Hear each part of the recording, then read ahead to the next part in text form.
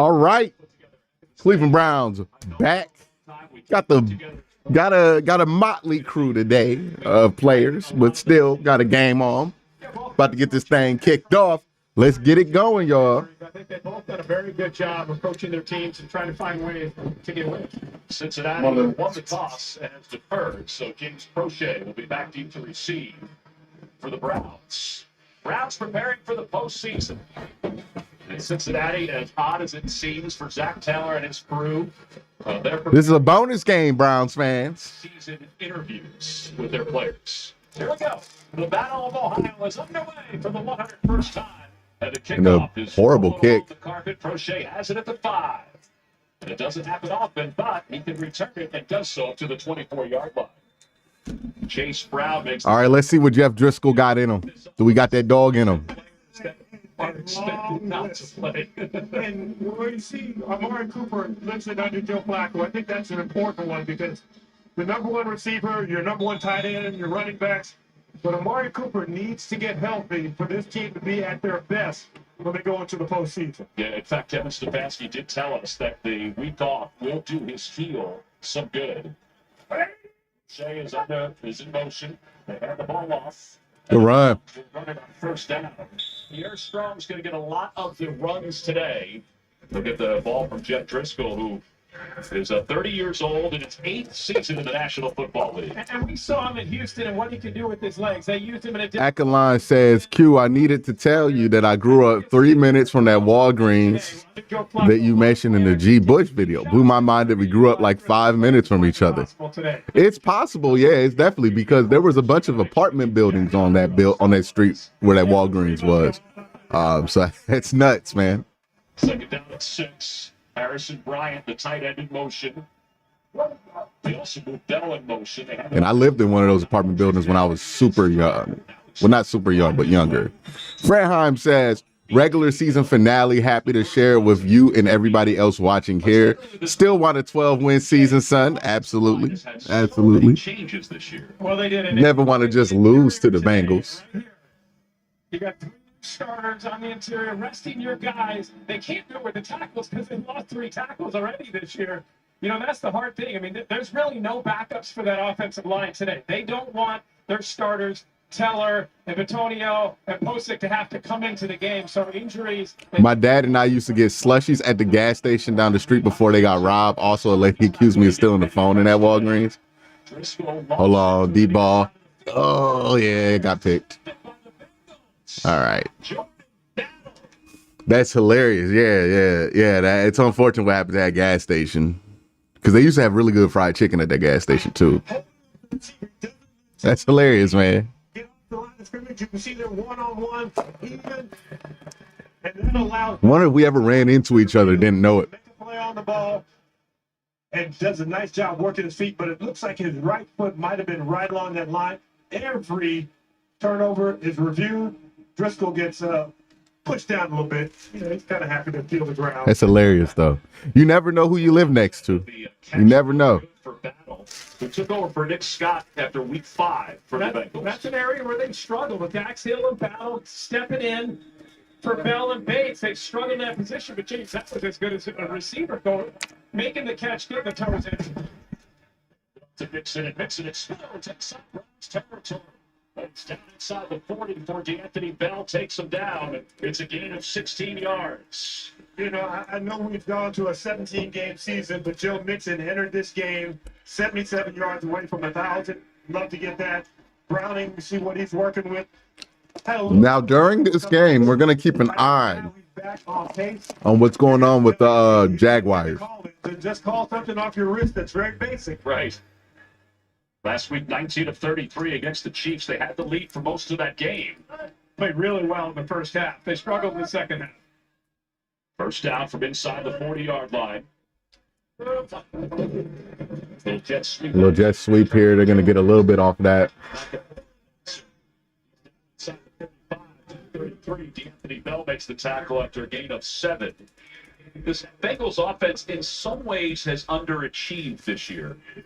Yeah, the stats don't look great, but the personnel looks great when you eyeball them. And what I'm going to keep my eye on is really the tight end position because they need somebody to emerge from there. Tanner Hudson is their leading receiver, and he's listed as the fourth tight end, but he's had 37 receptions coming into this ballgame. Irv Smith Jr. is inactive today, and that's really because of, as James said, a lot of these guys have stepped up. Good defense, Alex Wright. Chase is incomplete, came up short. Great defense by Alex Wright there. Guys that are out there today. Well, only a couple of starters on this number 1 ranked defense. And we talked about the open how great a job Jim Schwartz has done. They are excellent at getting after the passer. They do a phenomenal job in the secondary, and they really make it difficult on teams. But today, it's can those backups step into the opportunities that they're getting and continue to play at that standard? They talked about that a lot this week.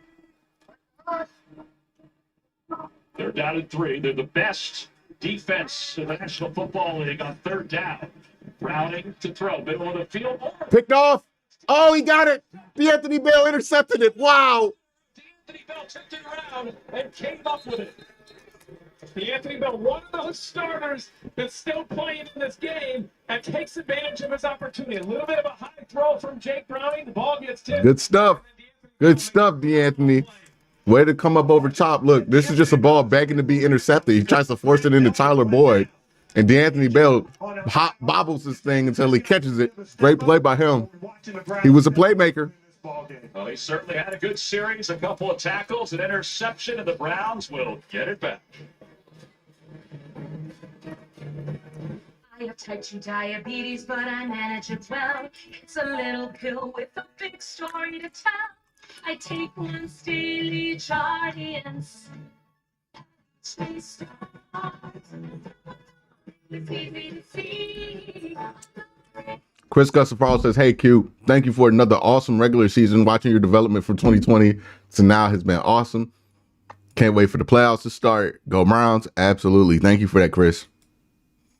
Been a long road, a long journey from 2020 on to here, but we ready for it. Absolutely. We ready for it. Appreciate you, man.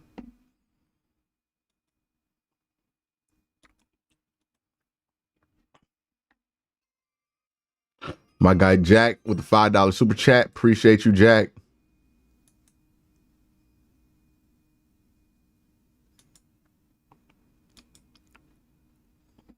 The stream's not choppy, is it? Chat, tell me if the stream is choppy.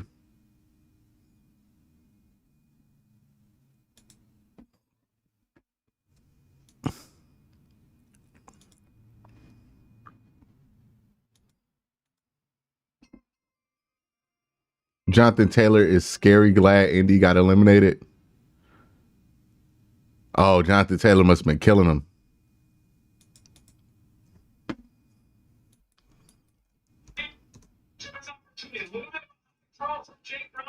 Until he catches it. Great play by him. He was a playmaker. Okay, I got it all. There it is. Yeah. Oh, well, don't want to necessarily play CJ Stroud either. But I mean, like, hey, look, the Browns going to have to play somebody good in the playoffs. So can't be too afraid. But yeah, you know, I think they're ready for any challenge. But running backs have been a big issue for them all season. The NFL on CBS is sponsored by IHOP. Try the new Wonka menu and see Wonka in theaters. Allstate, you're in good hands. And by Jardians.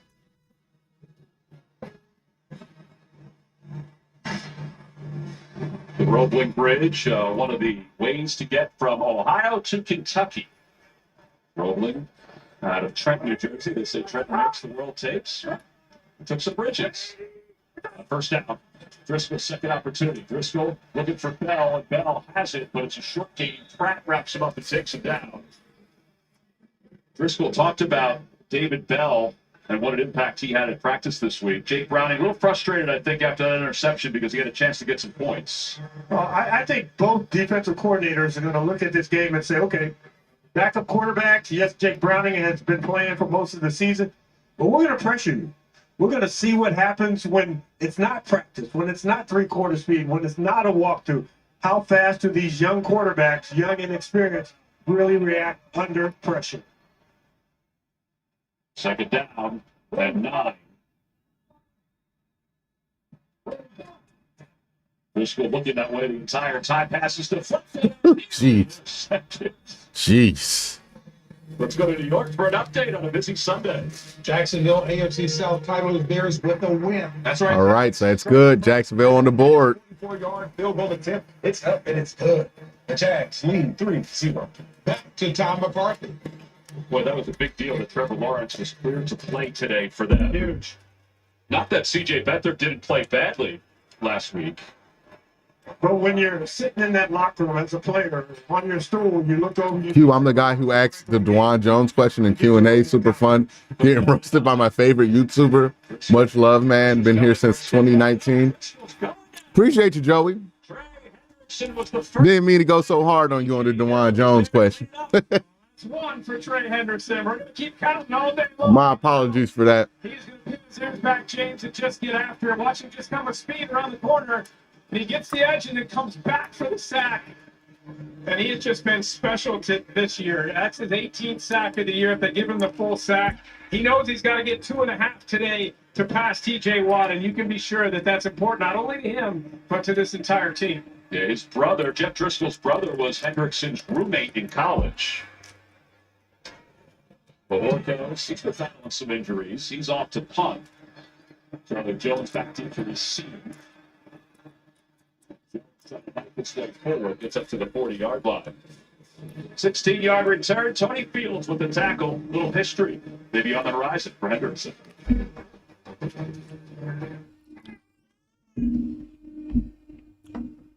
Would it be a good thing if Trey Hendrickson got the sack title?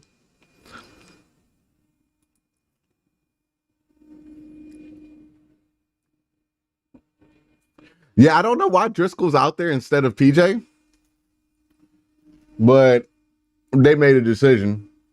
I guess for reasons they know, but it seems weird. Maybe they're trying to protect PJ for the rest of the year. Like they want him to be healthy. I don't know.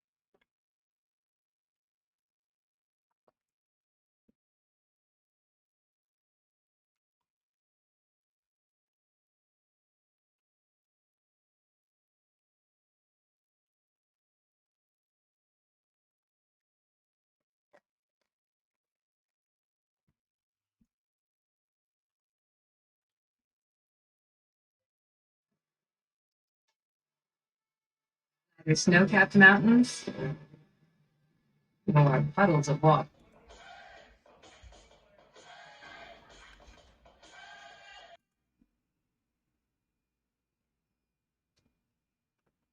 DTR is hurt for the rest of the season. He's on IR. Stroud was putting up some of the luckiest BS I've ever seen. Sometimes he's lucky, sometimes he's good.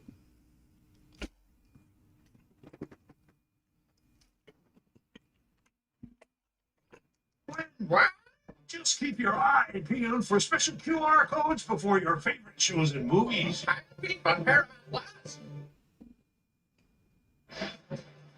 Welcome back to Paycor Stadium here in Cincinnati. There's Trey Hendrickson. By the way, Need a Dolphins win today, so tired of the Bills overhyped. Would the Bills not make the playoffs if they lose today? Chat, is that the scenario? Like, just hold on. Chase Brown in for Joe Mixon in the backfield. First down for the Bengals from the 40-yard line. Tyler Boyd goes in motion. Here's Brown. Good tackle. Let's check in with Tiffany. Hey guys, from our conversation with Jake Brown, and told us about seizing this opportunity, how it's not like this is start number 400 for him. So he said this game is extremely valuable. He also talked to us about the confidence that he has, that he always looks at himself now, that he has the tape to prove it as an NFL starting quarterback. We know he's a competitor, guys. I know how much that interception probably irritated him, but look for him trying to bounce back. Yeah, you can see it on the sidelines, his body language, how upset he was. After a game of 2, they run it again, and this time the Browns Boy. stood up and wiped away. Matthew Adams was Good the job, first Ika. one in there for the Browns. I saw so many Steeler fans talking ish about Najee getting 3 1,000-yard seasons in his first 3, but it took him 800 carries and not only one season over 4 yards per carry. Quarterback. They're down bad, man. They're down bad. Which he's been hurt throughout his career. We have a guy who can step in and he can win games for us, and that's a valuable. Yeah, Bill's losing out. Wow. 66 Amazing. quarterbacks take starts this year. See Joe on the sidelines. Joe's been a great influence for Jake Browning and this offense while he's been out. On 3rd down and 10, Browning looking middle of the field. Passes by Charlie Jones. Cameron Mitchell eventually made the tackle. They'll spot him at the 24-yard line. It is a 36-yard. Love to see Obo back. And Absolutely. all it is $9.99. Everybody's going deep. Yeah, on good the job there. You 989. don't get the safety over there to cover that area. And Charlie Jones is the guy that they kind of been waiting. So they run 989. What 989 is trips right or trips left. So 3 receivers on one side. A 9 route is a go route. So it's just straight go. So they run 2 go routes and a post. It's 989 on the same side of the field. Hey, 92 getting some push. Yeah, so when they say 989, that means they're running 2 goals and a put and a post. The reason you would run 2 goals in a post because it's a 2 and 4 beater, cover 2 and 4 beater. Detroit Lions up 7. Right. If you're getting quarters, you can hit the post. If you're getting 2, you can hit one of those 9s. That the Detroit Lions did not throw the ball to one of the big linemen. Well, it's a 3 and 4 beater. My bad. 3 and 4 beater. To make sure Are you looking forward to Swerve versus Samoa Joe? And also, what's your prediction when Hook face off? Hold on one second. And there's a guy wide open on the left side. Holding. Kicks it, and Browning just throws it away. Swerve versus Samoa Joe, yes, and Swerve Scott better win. Like Swerve Strickland better win. He's been the hottest thing in AEW. I think they didn't let him win the Continental Classic because it wouldn't have been high enough for him. Number 75. Oh. So yeah, you want Swerve to get that title. I think Swerve should be AEW champion. And that would be something that would bring me back to watching AEW like full time because I haven't been able to during the football season. But if they put the title on somebody like Swerve, yeah, man, that's what I want to see. Yeah, finally at the last minute, Mitchell realized it. So the ball's back to the 23. It's 1st and 20.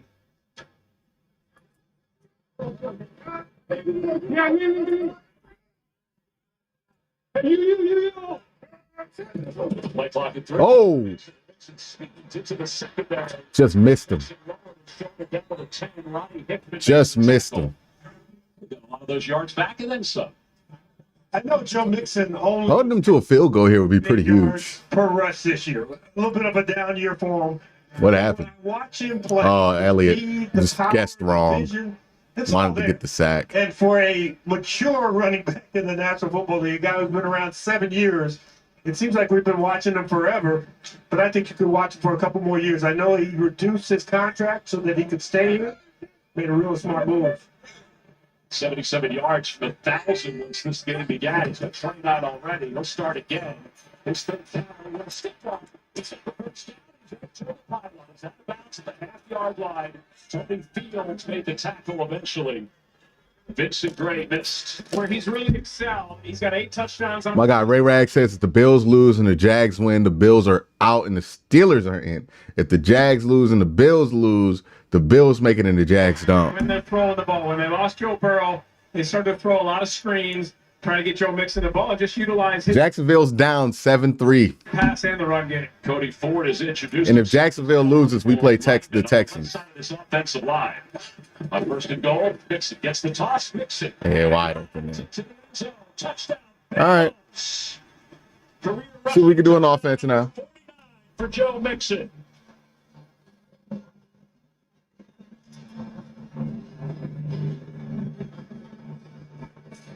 Today's going to be a frustrating day for Jim Schwartz because their defense has played so well all year, and resting all those starters. And you look on the other side, the Bengals, outside of T. Higgins, most of the guys that have been playing the last month of the season are in here playing. This is a team that went to the AFC Championship the last 2 years. So a tough day for Jim Schwartz watching his defense try to go up against this team. First rushing touchdown for Joe Mixon since week 15. The point after by McPherson is good. And Cincinnati is on top 7-0. Zach Taylor and his team said, we're coming here to win. Well, they're up 7.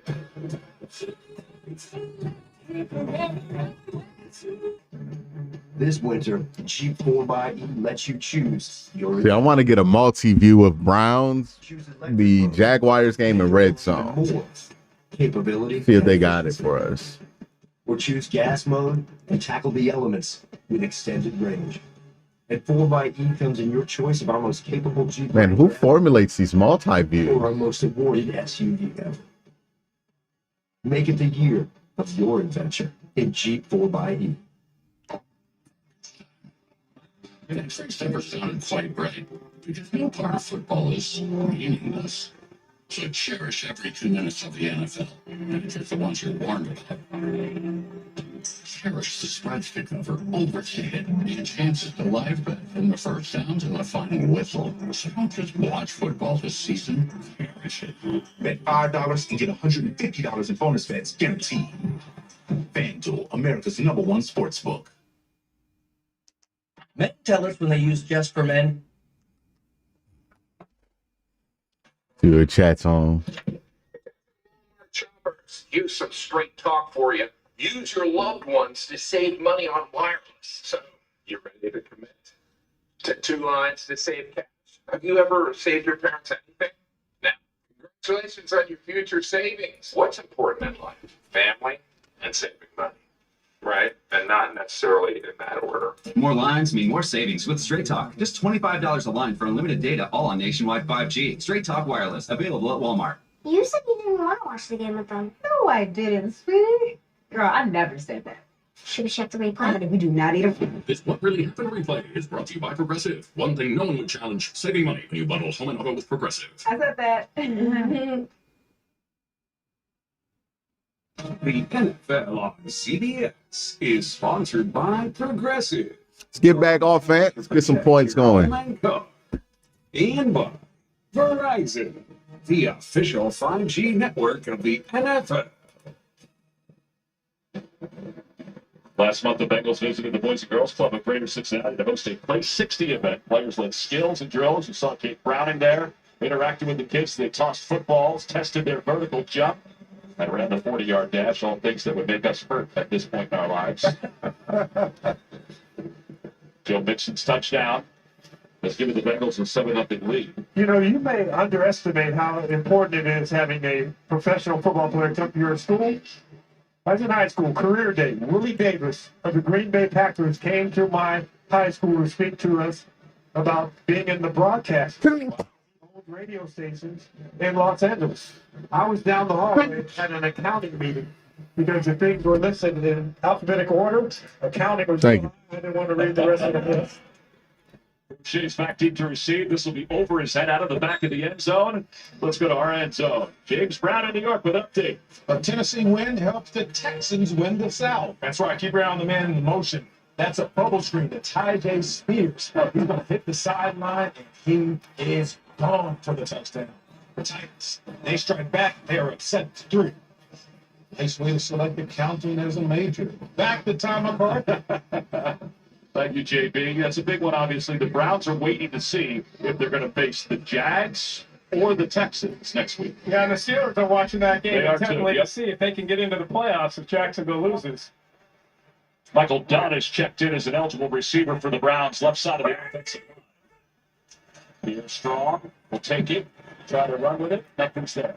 Stopped in the backfield. Mike Hilton made the tackle. By the way, Trey Hendrickson was awarded a half sack. Let's take a look at the Next Gen stats powered by AWS. Well, our producer, Siegel, brought this up, and he showed us just how special it is. And, James, you noted it all the time. impact tackles, not just stat fillers, and you can see what Trey Hendrickson's doing. The one I'm impressed with is the one about 11 yards down the field, because that's hustle. When you make your money at the line of scrimmage, you turn around and chase a play down, that's impressive. We mentioned it before, the perspective he had on this game and on his career and the folks here in Cincinnati. It's pretty special. After a loss, they'll run it again. Strong again. Strong was hit in the backfield again. All right, 3rd and 12. We got another update from JB in New York. A Saints win keeps them in the picture, Nate. Yeah, a little playground football. Run a fade and I'll throw it up. That's AT Perry from Derek Carr. The AT stands for a touchdown. It's tied at 7. Is that right, Nate? A touchdown. I love that. Back to Tom McCarthy. Yeah, that NFC South is just crazy right now. Well, they both need Tampa to lose. You can see that there. That game doesn't matter if Tampa doesn't lose, but if they matter, it means a whole lot.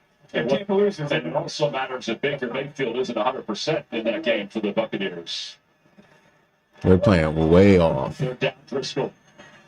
Out of the backfield, gets it to Akins. And Akins gets maybe a yard past the line of scrimmage. If Scott Logan Wilson make the tackle for the Bengals. What's that? It was a big ask on 3rd and 10. Throw a ball behind the line of scrimmage to a blocking tight end and expect him to wiggle and worm for 11 yards. Well, the hard thing, James, all game will be, you have 3 new starters on the interior line. You got 2 tackles that are playing, but you lost 3 starting tackles. And so your hamstrung is what you want to do. They've been running 6 offensive linemen more than anybody else in the NFL. And they don't even have 6 offensive linemen who are going to play in this game. It's like preventative offense. Trying to prevent your quarterback. Charlie Jones calls for the fair catch. The Bengals up 7-0. Will go back to work with 3:51 to play here in the first quarter. All right. Feeling of finding the psoriasis treatment. If this game gets out of hand, we'll switch to the Tennessee-Jacksonville game and then check in on this one periodically. I need to get my iPad so I can watch the Tennessee-Jacksonville game too as well. So that's why I got up. My guy said, Ray Rags, well, Q, the Bills are winning and if the Bills are to win and they win the division, but they lose, the Steelers are in. What do you want? I don't really care, to be honest, if Pittsburgh makes it or not. I don't really see our paths converging. And if they did, I would be happy for it. I just kind of care about what's in the immediate future for the Cleveland Browns, to be honest with you. Like, I want to know if I'm playing the Jaguars or the Texans. Big Daddy Dub says sometimes you let little brother win.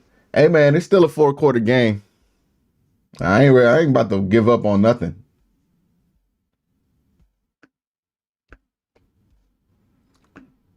Can't be conceding defeat in the first quarter. That's crazy. It's crazy. Derrick Henry driving down the field on them Jaguars right now.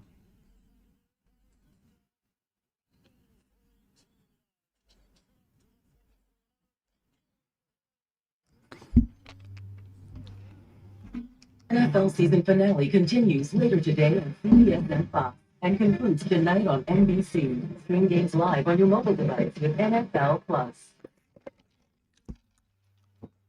The NFL playoffs kick off Saturday with Super Wildcard Weekend presented by Verizon. 12 teams, 6 games, 3 days, 1 epic weekend. The road to Super Bowl 58 starts here. Stay tuned after the games today for the announcement of the full schedule. And our game on Sunday will kick off with the NFL Today here on CBS and streaming on Paramount Plus. The Browns will face the winner of the AFC South. They've beaten both the Texans and the Jags this year with Joe Flacco as quarterback. But a point to make, the Texans game did not include C.J. Stroud, which I think we all watched that game last night to understand the impact he has on the Texans. When you look at this AFC playoff picture, the team I think that matches up with Baltimore the best is this Browns team. Because of their defense, they beat them once this year, and they split those games. But I think when you look forward into the playoffs, we got -4 passing yards. With the depth that they have, the way they can get after the quarterback, I think that defense can play with anybody. Touchdown from the 33-yard line. Bengals up 7-0. Bunch formation on the right side of the offensive line. Mixon explodes. Mixon, go. Nah, he's tackled. Down at the 22-yard line. Vincent Gray eventually takes him down. It's a 45-yard run for Joe Mixon, and he's over. Vincent Gray? For the season. Well, watch, you get a double team here, and then a kick out, and he's just going to run straight through, and he's untouched. Wow. Really good blocking up front. Joe Mixon hits the hole hard, James, and then he's off to the races. Once you get on that rhythm, that roll, you always hear teams talk about getting the quarterback in rhythm. You've got the running back in rhythm right now. He also has a chance to move into second place all time in rushing yards for the They use Bengals. timeout. The Bengals call a timeout. All right, big 3rd and 13 here for in the Texans-Jaguars game. Touchdown already, 3rd and 13. They need the 48 of the Jaguars. And they don't get it. So that's a big stop for the Jacksonville Jaguars defense. My guy Julian says, Q, I'm not going to lie. I'm so bored watching this game. Thanks for keeping us entertained through a game like this. Always keep the great content, Q. Appreciate that, man. Appreciate that as always. That's what I try to do is keep things somewhat entertaining here. As entertaining as I can keep them. Miles Garrett like he about to fall asleep. Trying to keep himself alert on the sidelines. He's probably going to be the defensive player of the year in the National Football League. He's had such a stellar season. He's in action today. Browning on first down. Browning looks to his 3rd receiver. Yosibas, the kid out of Princeton. Let's go to New York for another update with JB. Falcons win, Bucks loss, gives Atlanta the division title. Back today. Desmond Ritter finds his running back out of the backfield. That's Bijan Robinson. Takes 71 yards. Bijan, I call him Bijan because he's the perfect complement. Falcons up 14-7. Back to Tom. They have a chance to be really good in the future with Robinson as he keeps evolving. Just got to figure out that quarterback position. They've been going back and forth all year. You got Drake London, got good tight end in addition to that. So, got some pieces. 7-5, he's Mixon. That makes it take behind the line of scrimmage. Good He's stuff. Over 1,000 yards, even though he lost 2 on that one. You know, we had to play right after the long run, and the clock came into consideration. The offensive lineman can't sprint fast enough to get to the huddle in under 40 seconds sometimes. I like how you're looking out for the others on the field. Oh, man. Usually he's only looking out for the receivers. No. I'm all about the O-line because I know. Oh, he just barely got over 1,000 yards, huh? Doesn't matter what position you're playing on the outside or running. 3rd and 8 here. You need an offensive line. Browns have a little bit of confusion going. They have a lot of guys on the line of scrimmage. It's going to go to Jamar if I'm Browning. It's got to be a push off. He's not going to call it. That was a penalty, though. Yosibas was the star at Princeton. They're the only school that allowed him to run track and play football. You don't know how quickly the quarterback has to make this decision to throw the ball up the field where it's a go route or to make the back shoulder throw. He has to glance over there, and at the same time he's seeing it, he has to be ready to let the ball go. Well, under this play, once this play is started. It's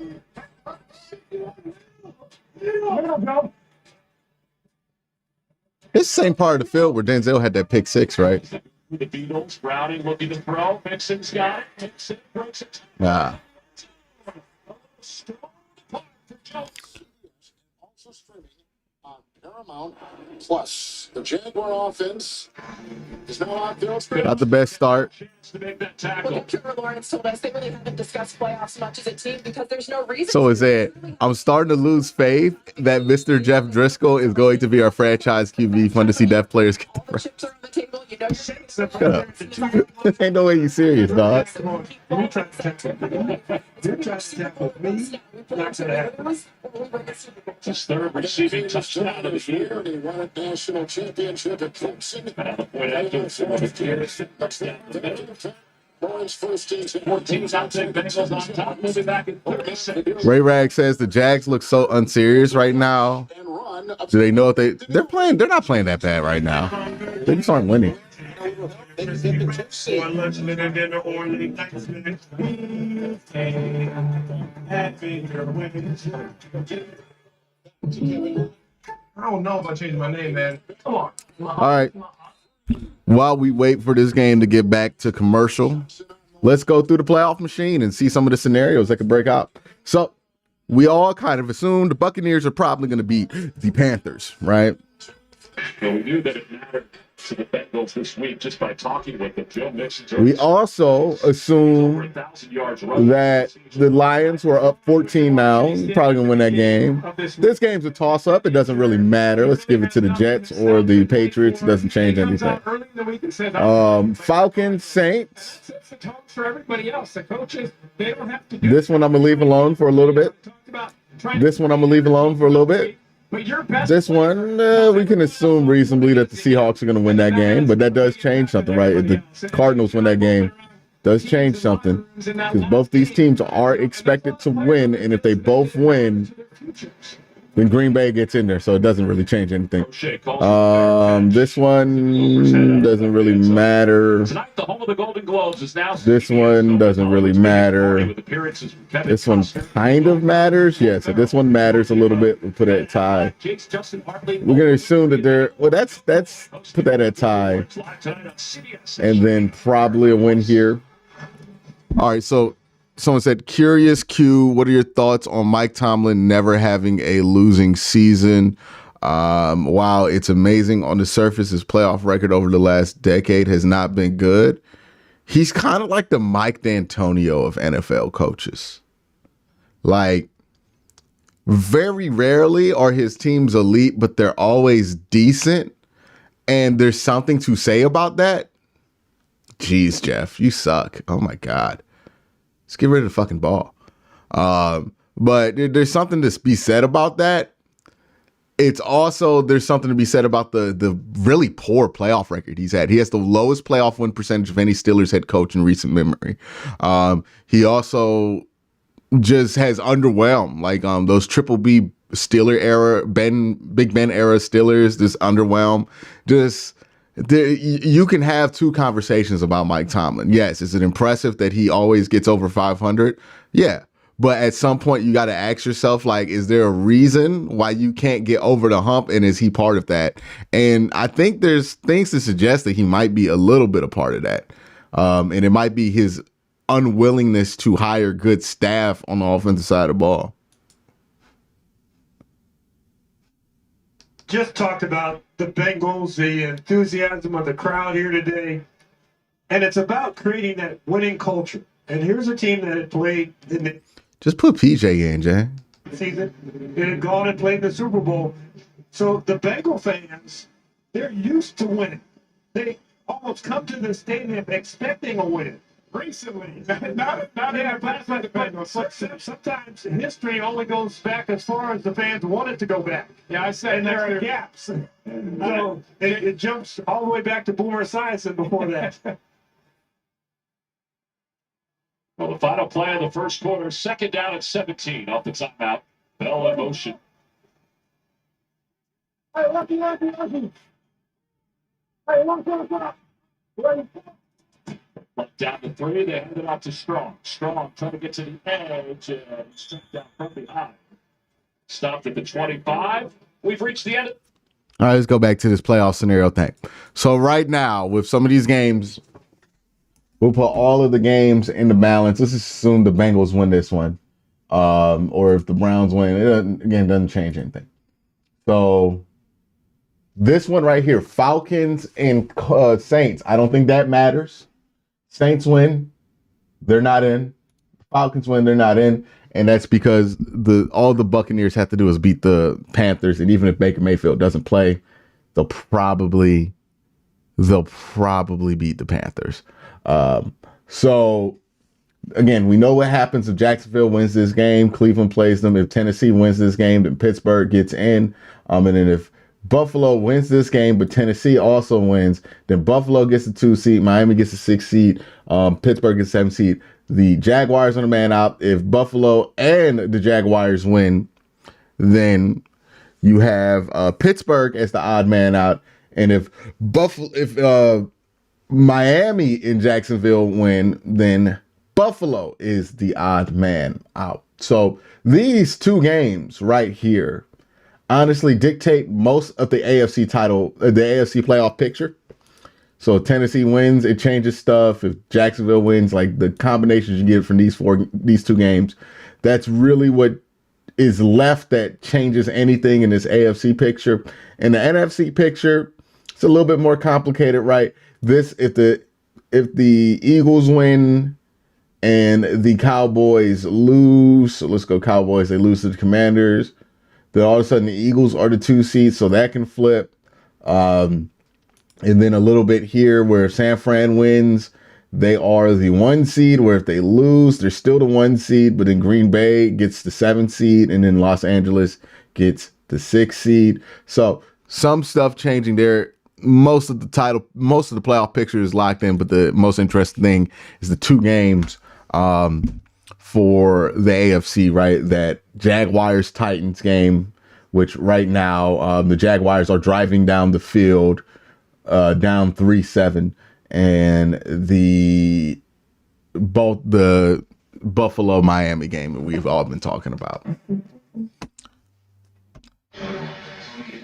We get set for the second quarter. It's been all Cincinnati. In fact, no total yards for the Browns as they begin this second quarter. But again, Browns not playing a lot of their normal guys, including Joe Flacco, their now normal quarterback, in a year that has not been normal for anybody. It's their down and 10. Hurrying up in the backfield for the Browns. Driscoll looking to throw near side, and it's broken up. I think Crochet knocked it away of his own. Why couldn't PJ play? Are they resting PJ Walker too?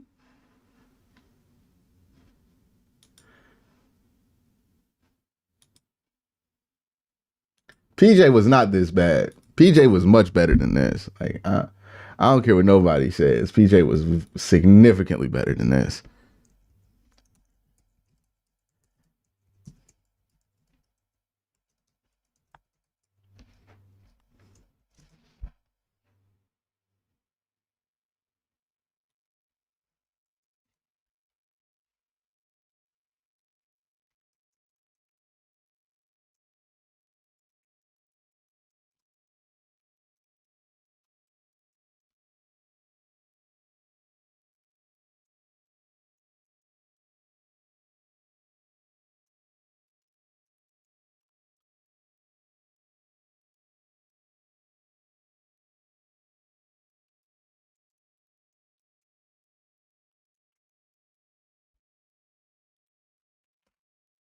And I think the Jaguars just scored.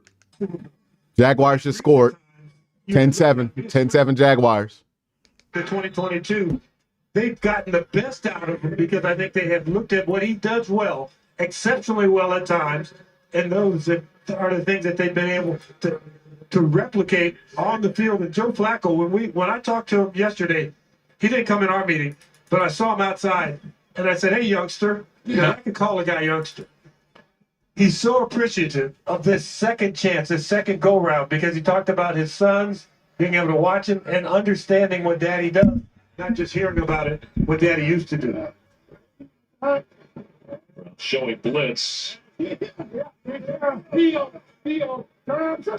clock at 1. They get it off. Browning's under pressure underneath to Jones. And Jones, he's got a. My guy says feels like we're watching the 2017 Browns. Browning on this Yeah, play. it's This a couple of times that he's been the starter where he has a nice throwback, right? You go play action, and then you turn around, and there's a blitzer right there, and he quickly gets the feet turned and then gets the ball out. That's not easy to do. The recognition, to be able to flip your hips and to get the ball, he did an excellent job. You know there's a danger sign right there. It's like going around that turn too fast. And the thing that really impressed me is dropping the arm angle to be able to throw it under the arms of that defensive guy rushing at him. Well, you just saw Joe Flacco. There's no doubt that he has that kind of arm strength as well. It's James Brown. Brown's got a first down. It's that favorite territory to the 46. Q 8 and 9. The Falcons could get in if both New Orleans and Tampa Bay lose. Let me tell you something. Tampa Bay ain't losing no damn Panthers, especially like the Panthers. Don't they got like shit on? Well, the Panthers don't have a first round pick, but yeah, like, the Panthers stink, man. Like, yes, you're right. If the Falcons win and the Panthers beat the Buccaneers, yes, the Falcons can get in as the 4 seed at 8-9. But let's be real here. Tackle. And a flag comes in. Panthers are not beating anybody. There's 12 over there. Looks like it's more than that, doesn't it? Too many men on the defense with the snap. Woo. Now keep that in mind. Keep that man Jeff in. We don't need PJ getting injured. When you talk about defensive player of the year, nobody wants to leave the field. They don't want to be the guy. They know it's the wrong guy out there. Yeah, I really think that Myles Garrett is the defensive player of the year. Kevin Stefanski talked about it this week, and he said, you know, the best player on the best defense. When you look at the cumulative effect that a player has on their defense, no one's done it better at a higher level this year than Myles Garrett. Browning dumps it off. He's got Sample. That's Sample out of bounds for the first down marker. What do you have, Tiffany? Yeah, I got to catch up with Myles Garrett ahead of the game, and we were talking about Alex Wright, who you guys spoke about earlier, and him getting this opportunity. And Myles told me, you know, for his message to Wright, that this is nothing new for you to go out and have fun. This is no different than any other time that you've been out there for us. Everyone's proud of you. Now go seize the moment. And I can tell you from watching Wright, so passionate. He was upset about the first touchdown. He really wants to embrace this moment and get this defense going. It's just 22 years old, Alex Wright, out of UAB. First down to Browning. Pressure's coming. They elude it. He can run it. He will run it. But Browning's out of bounds. They get almost 11 on that. To the 28-yard line. I kind of want PJ right now. PJ at least fun to watch. 7. Again, if Jacksonville wins, the Browns will face Jacksonville next weekend. If Jacksonville loses, the Browns will face the Texans next weekend. The winner of the AFC South. Jake Browning has used his legs I wonder how many less guys we're going to be playing in the second half of this game. in the first half, just like that play there. Over 200 yards now of total offense for the Bengals this first half. You got movement. Guys are pointing at Alex Wright over there. That's not Alex. Drisky is a plant to get Trey the sack title. 62 in the defense. He didn't even do a good job of doing that. We talked about that Jacksonville touchdown. Let's check in with JB. Here it is, Tom. And you have Trevor Lawrence dropping back. He's going to hit Calvin Ridley on the big post for the big touchdown, 59 yards. Yeah, they really should win. Jacksonville, they have their starting quarterback. The one thing that the Titans can't do is defend the pass. Tom, you talked about how important. Watch the 9-8-9 here. That's exactly why. That was a beautiful pass play. Mixon. Mixon. It's down close to the 10-yard line. He may get to number 2 all-time in rushing the way he's playing today. This is Joe Mixon. He's got 2 scores already. He's a powerful back. You can see nice blocking there up front. He's been into the backfield and throwing the ball. He's running the ball. Nice blocking again up front. Still makes it off to the races. 92 yards already. Here's the throw on wide. Quickly, Jake Browning gets in the ball. One touchdown rushing, one receiving already. I think, James, you mentioned it too. He's in a rhythm. Even if this is a game, it doesn't matter. It does for him. Browning in a little bit of trouble. Browning, he'll run it again. Browning close to the 2-yard line. Ika had no chance to track him down.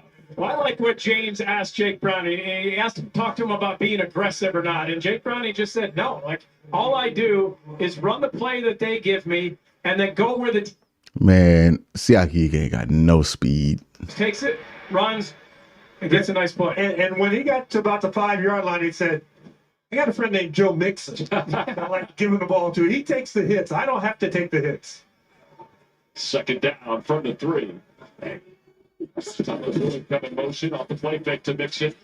Browning, wide open touchdown. Oh.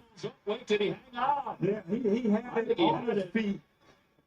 He started to make the dance He moves. was Yosibas with his third touchdown reception. One. I don't know. They're going to review that. Jarred loose, but he already had the score. He doesn't. One. Rule that says you have to tuck it away. You have to make a Two. move. And once you're ball move, I think.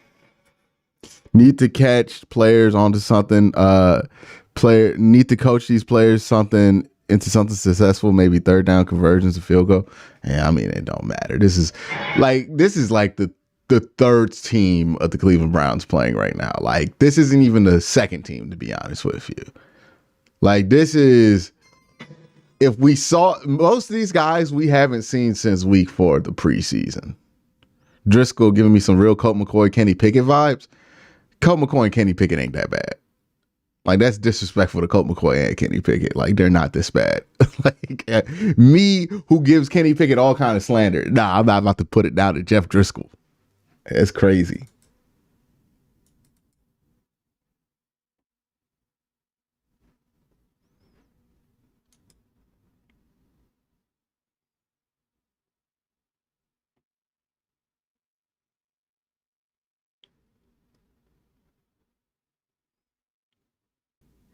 Let me see that. Are they resting him?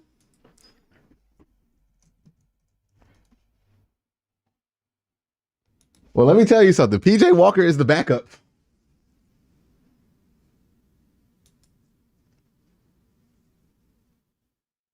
Yeah, PJ Walker will be the backup for the rest of them.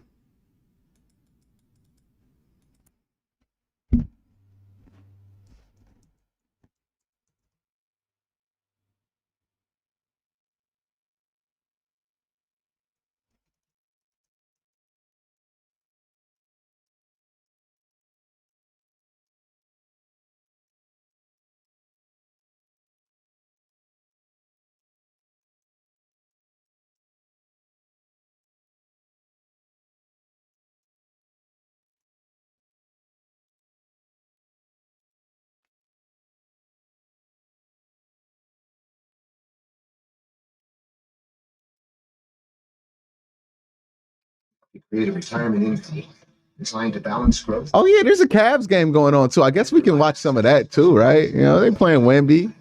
Look out for future generations. So you're not just growing and protecting your wealth, you're sharing it. Because doors are meant to be open. And the Titans just scored. It is 13-10, now 14-10 Titans. So that's going back and forth. Honestly, it seems like that's going to be the more interesting game here. We'll check in. NBA, right? Yeah, that's exactly right. Sohan back in the ball game. He'll fire in 3 minutes. That's a strange spin. It's almost a smooth ball coming out of his hands. Wesley's 3 is sure. That's top high to the round. Okay. Allen got fouled from behind. That's on Barlow. And Barlow picks up the personal.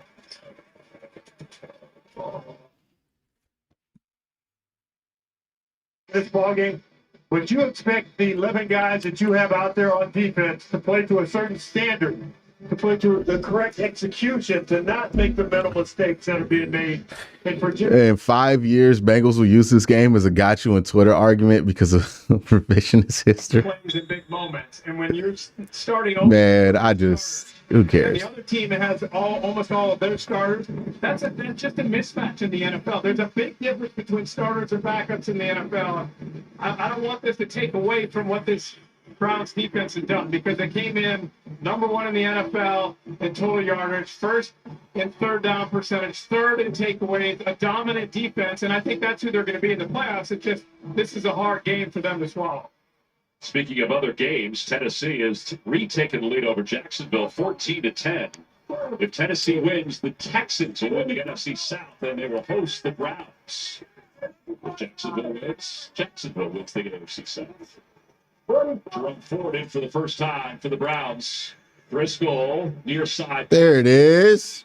Tillman. It's got to be like the first pass he's completed all game. Let's go to New York for that Tennessee touchdown. AFC South is in the balance here. That's right. Hand off to Derrick Henry. And watch how easy he gets to the second level. Moving. The big fella scores his 90th career TD. Tennessee up 14-10. Back to Tom.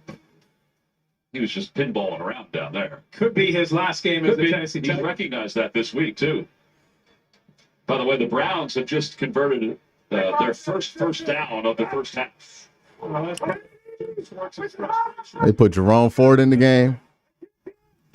Snap the fucking ball, Jeff. They ended up to 4 running left. Not much there. And did he fumble? This week, some great college hoops beginning Thursday night on CBS Sports Network with San Diego State taking on San Jose State. And Saturday at 2 Eastern, the Aztecs face another test on the road against New Mexico on CBS and streaming. Paramount Plus. 8:10 and counting to play here in the first half. It's been all Cincinnati. Kevin Stefanski said, we've earned the right to give our guys the week off in preparation for a possible Saturday game. It's the right decision, but in the moment, it's certainly difficult. Ford again. Ford makes one man miss. But that one man tracked it down after a gain of maybe 2. 3rd and 9. I think the toughest thing when you are not playing well is how do you erase that? Certainly the players who are dominant players, who are your first team players, it's easy for them. But a lot of these guys on the defensive line are rotational players. So they are getting 20, 25 snaps per game. And so far they haven't played like the guys who have been dominating, only allowing 266 yards per game. They've already given up 224 in the first half. Jay highlighting Trey Hendrickson at the top. This be a big first down. They can get it. Third down, Driscoll. He's looking long for Crochet. Deflected out of bounds. And it's the defenders and Crochet. Can't tell or Brent were all in the coverage, and the Browns be forced to punt.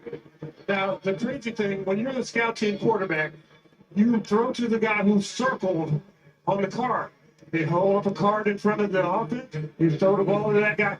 It almost seems like Jeff Driscoll is predetermining where this ball's going to go. Again, 2 defenders there. Same thing happened to them earlier with his first interception. And that kind of goes with what you were saying about not getting normal reps to understand the rhythm of the game. So Cortez, we mentioned, a little nicked up. He lets this one go. Jones will let it go over his head. And it takes Good bounce. up to the 3-yard line. Nice. Fell on top of it. Cincinnati. Maybe that'd be a turning point for him. Field goal, and then on their third possession after a punt, 59-yard touchdown pass to Calvin Ridley. All right, Jacksonville on the 35. 2nd and 4. Handoff here, and it's stuffed. It's going to be 3rd and 4. Stopping the play. Down at the 35 and no gain on the play. Key comes from Jackson. About 7:10 left in the second quarter of this Tennessee game. Jacksonville trying to get into Tennessee territory. Very close to doing so.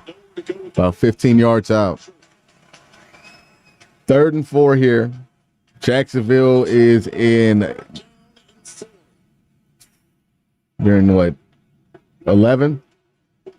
Yeah, 1 running back, 1 tight end. They're going to go to Ingram here.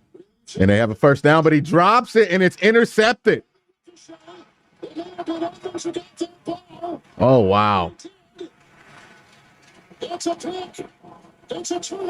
Wow. And Trevor Lawrence throws his first interception of the game. It goes right off of Evan Ingram's hands and straight into it was a first down, but Evan Ingram just drops it. Oh, wow. Oh, that's not an interception. They hit the ground. That's not going to be an interception. That's not going to be an interception. Elbow, and then it hits the ground. It doesn't survive the ground. On that other view, it almost looked like the ball. Let's see if the ball moves. He's got it secured. Elbow, and it moves. The ground secured that. give that to him, don't they? The elbow. I don't know. No, you got to survive the ground. It doesn't matter if you're down there. Well, based on the last. All right, Browns game's back. Is sponsored by Invisalign Aligners, transforming smiles, changing lives. Royal Caribbean, John C. And by Chipotle, for real.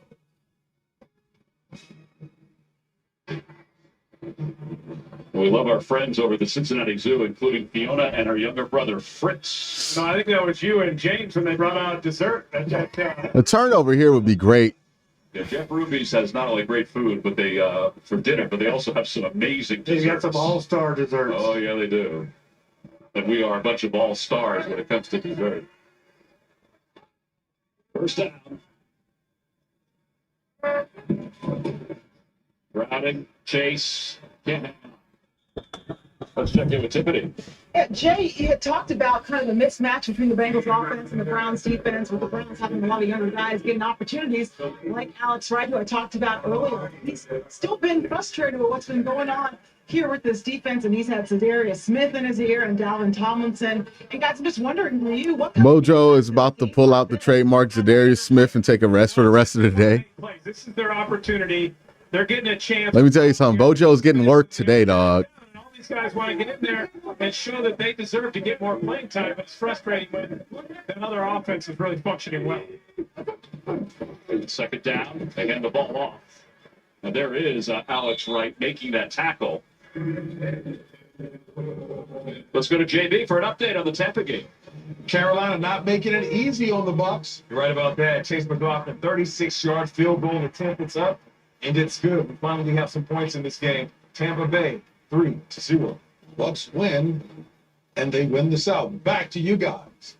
All right, JB, thank you. We did that game earlier this year in Tampa. It wasn't really a close one. Buccaneers wound up winning that one. We're a quarter. Sample in motion. Watch for the fake. Voice. Brown, free play. He dropped it. He also dropped his mouthpiece, too. He was counting the yardage. He was. Going, we just snapped the ball on the 9. This is a 91-yarder for me. Yeah, you don't see that often. Offside.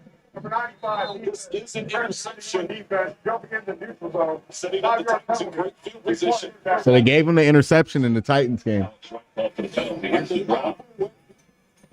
I got to look away. Jeff Driscoll, F it, Isaiah Prochet is down there somewhere. James Prochet, bro. James Prochet, Christian. The ball in, how you would paint the end of the ball different colors. They'd have to call it out and then bring it to the hip pocket, and he didn't do that. And Tyler Boyd is such a great hands catcher. That was a ball that was floating to his body, a little bit underthrown, bends the knees, just doesn't look it in enough. Cincinnati called a timeout. Coming up on the Verizon Halftime Report, join JB, Nate, Coach Cower, and JJ Watt for all the latest NFL scores and highlights. That's all coming up on the Verizon Halftime Report. Send our best out to JJ's brother TJ, who was injured in last night's game against the Ravens. Good news, though. They said it was just an MCL sprain. He did get 2 sacks in that game, had a big game. They got a big win that they needed. Obviously, you don't like to see those great players go down injured. Yeah, Steelers are still alive as far as the postseason is concerned. And the left side of the defensive line move for the Browns. It was Ika. Neutral zone infraction, number 92 of the defense. And come on. Yard penalty results in a first down. Woo, boy, they stinking right now. Well, you think Tennessee is fighting for the South? I know, right? Trevor Lawrence drops back. He hits Evan Ingram. He's hit. Ball pops out. Diving interception by Terrell Edmonds. Tennessee has the ball in the lead, 14-10. Back to Tom McCarthy. Wow, that was a heck of a play right there. It was almost like the interception we had earlier in this game. And it's a big one. Jacksonville wins. They win the AFC South. They'll host the Cleveland Browns. If Jacksonville loses, the Texans, who are already in, would win the AFC South, and they would host the Browns. Oh, good stop. Alex Wright there to make the tackle. That's a little bit more what Jim Schwartz wants to see. His defense playing with energy and aggressiveness, getting into the backfield and getting a stop for a loss. You look at this series, they have them backed up. A couple of times they're offsides, and those are energy penalties. That's what I call it. You got a little too much energy stored up. You're trying to do something well. We saw a big hit on first down. They tried to get the ball to Jamar Chase. Defensive back was there. And they had the fortune to have Tyler Boyd drop the ball, gives them a chance to get off the field. Browning went to Boyd this time. There you go. Better tackle. Boyd is well shy of the original line of scrimmage. Matthew Adams makes the tackle. You know, you talk about defensive players and would a game like this kind of scar them. These guys have so much swagger. Even the guys who've been on the practice squad, they're talking trash to the starting receivers in practice and this and that. So I never look at defensive players and go, oh, he's going to be down. We've got to try and pick him up. They are built differently than guys who play on offense. Yeah, Alex Wright kind of shared that with us last night about the team dinners with the defensive linemen on Thursday nights. How sometimes the quarterbacks and linebackers get involved as well. 4th down. Tanner Hudson. Good job. Get him off the field. That's what you needed. First half made the tackle for the Browns. Checking on this Titans game. It's really special. D-Hop just made an incredible catch. Protection right away when you change offensive lineman. And right now, the Titans are in scoring range. 3rd and 1 here. Big 3rd and 1 for the Titans. They're going to run it, and they're going to toss it over, and they're going to get it. And Chigoziem Okonkwo is having a tremendous run right here, and he's at the 6-yard line. My guy Kevin Rader, YSU alumni, on the block there. Get the ball back. Let's see it get Driscoll. Well, everybody thinks it's going to be Henry up the middle on third. Yeah, good run there by Chigoziem Okonkwo. And the Titans are looking to take command of this game here. They could go up 21-10 on the Jacksonville Jaguars.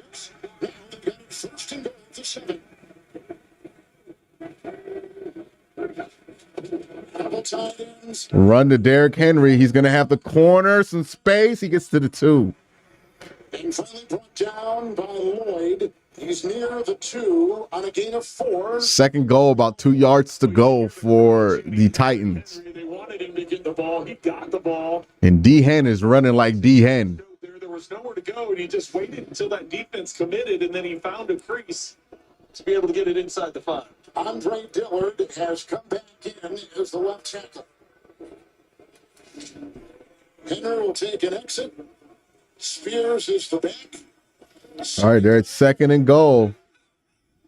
This is a massive stand here for the Jags so they can get it. They're going to run this thing up the middle. Tajay Spears gets it. Touchdown, and the Titans are up 21-10. Everything we build is from the ground up. Every great idea, every crazy idea, every next idea, everything we see, everything we feel, everything we have into our truck. We got some time until halftime, but I can tell you right now. Uh-oh. The Jaguars are in trouble. You're tackling too many missed tackles and missed opportunities, giving the Titans second chances, and they're taking advantage of it. At the extra point, 21-10. Hits up, puts it through. Spears has got 2 touchdowns, 1 catch and run, 1 on the ground. The rookie out of Tulane putting his fingerprints on this one.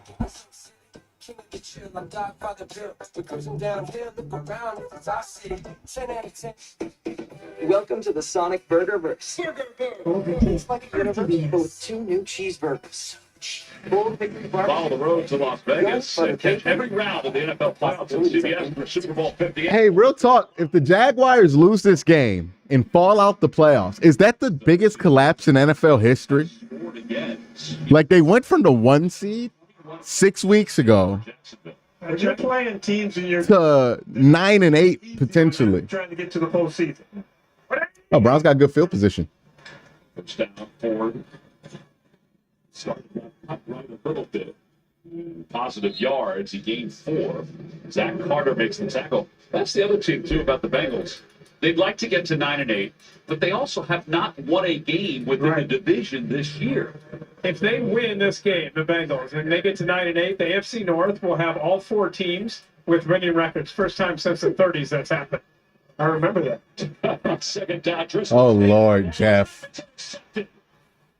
Logan Wilson with the interception for the Bengals. The ball was tipped in the backfield, and Wilson stood on his feet.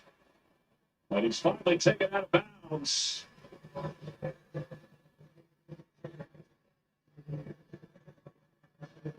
Whippler made the tackle. Let's see who got a piece of it. Driscoll gets pressured. Nah, he just got hit. Fourth interception. What a year he's had. 130 tackles coming in. It's his 4th interception. 3 forced fumbles as well. I mean, just impact plays as well as production from the linebacker position. Was that Osai that got a piece of it? Number 58. I think he got the arm of the quarterback. And when you look at these interceptions that secondary guys, linebackers get, it all gets generated by that pass rush that's up front. You talked about Myles Garrett being an MVP. Look at what happens in the secondary behind him. When he doesn't get to the quarterback, there's so much pressure on him. Quarterback makes mistakes. Let's see if Browning can cash in. Pass is incomplete. Yosibash had it and it was knocked loose, jarred loose by Vincent Gray. Let's go to New York for that Tennessee touchdown. And with that in mind, there's some happy Houston fans with this. You're right. Ty J came to play. Ty J Spears, second TD of the day. All 3 TDs by the Arby's. Tennessee leads 21-10. Back to Tom McCarthy. Yeah, it is a talented running back room with Spears and obviously with Derrick Henry. And again, Jacksonville loses. The Texans will win the 3 out of 4 in the division playoffs is crazy. Nah, yeah, because Pittsburgh can make it. So. Down to the 32-yard line. Alex Wright made the tackle. Just a gain of 2. Oh, no. That's actually somebody who They matters. don't want to lose Shelby Harris. He's had a nice year for them. 28 tackles, a sack and a half. And this is what Kevin Stefanski worries about with a depleted roster. We'll be back. Welcome to the Sonic Burgerverse. Like a universe, but with 2 new cheeseburgers. Bold hickory barbecue, garlic butter bacon. The possibilities are infinite. The new cheeseburger lineup at Sonic. Need your attention, please.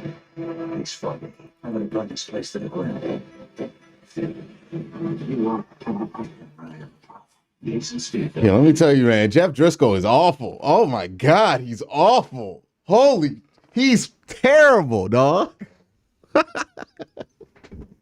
He might be the worst quarterback I've seen in Browns uniform since Johnny Manziel's debut. And he is awful. Oh my God.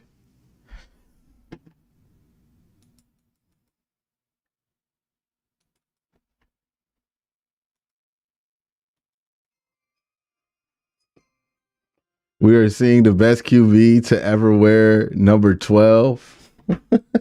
Yeah, better than Tom, right?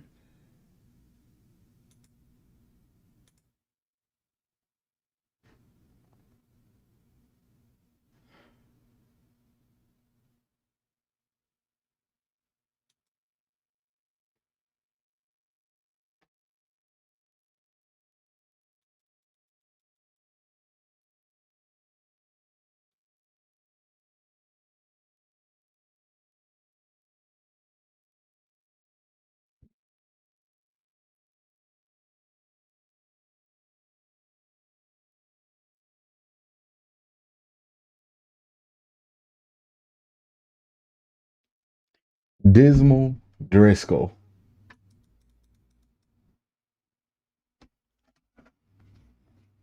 A good counterpart for Jake Browning. He's let the Browning family use his box while he's been on the shelf. Jake said, yeah, he told me my family's not going to really be here as much, so it's yours to take. Really cool of him to do that and allow Jake Browning and his family to be inside, out of the elements, unlike Tiffany down there on the sideline. Well, it's 3rd down and 8 for Jake. Come on, guys. Making fun of me? Really? No, we're here supporting you. We're supporting Talk about your extreme toughness. Q, just watch Jacksonville or the Cavs. I'll watch this game. see here. Last time the Browns were shut out in the first half, January of 2022 at Pittsburgh. Browning to Chase. Oh boy, one-on-one, Chase Young. Okay. Down to the 27-yard line. Chase now with 3 receptions. He's 1 away from 100 for the season. Trying to become just the 4th player to reach 3,500 yards and 30 touchdowns in his first. Do you think Kyle McCord is better than Driscoll? James, what a career he's had already to start Pro Bowls all 3 years and just absolutely dynamic as a player. Oh, big screen. Big screen there. Clock is winding down towards. I think Kyle McCord is not better than Jeff Driscoll. They'll let it go. I mean, it ain't that different. Cincinnati up 21-0. Try to cash in. Another turnover.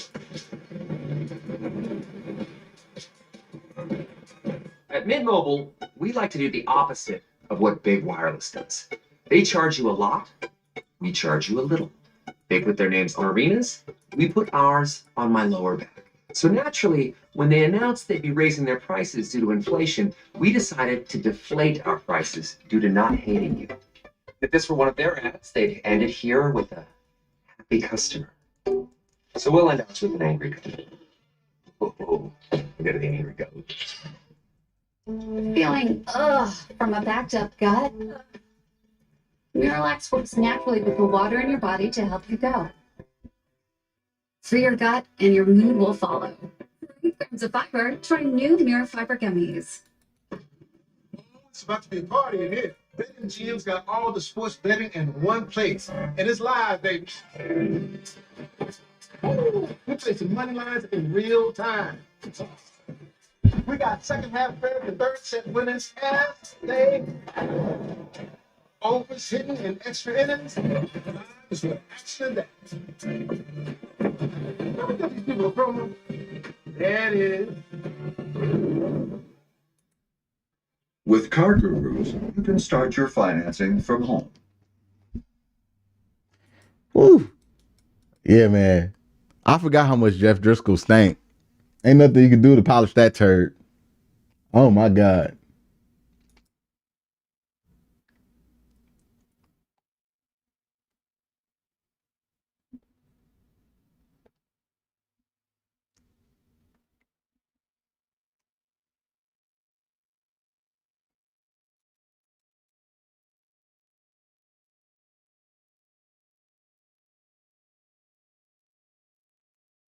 Hey.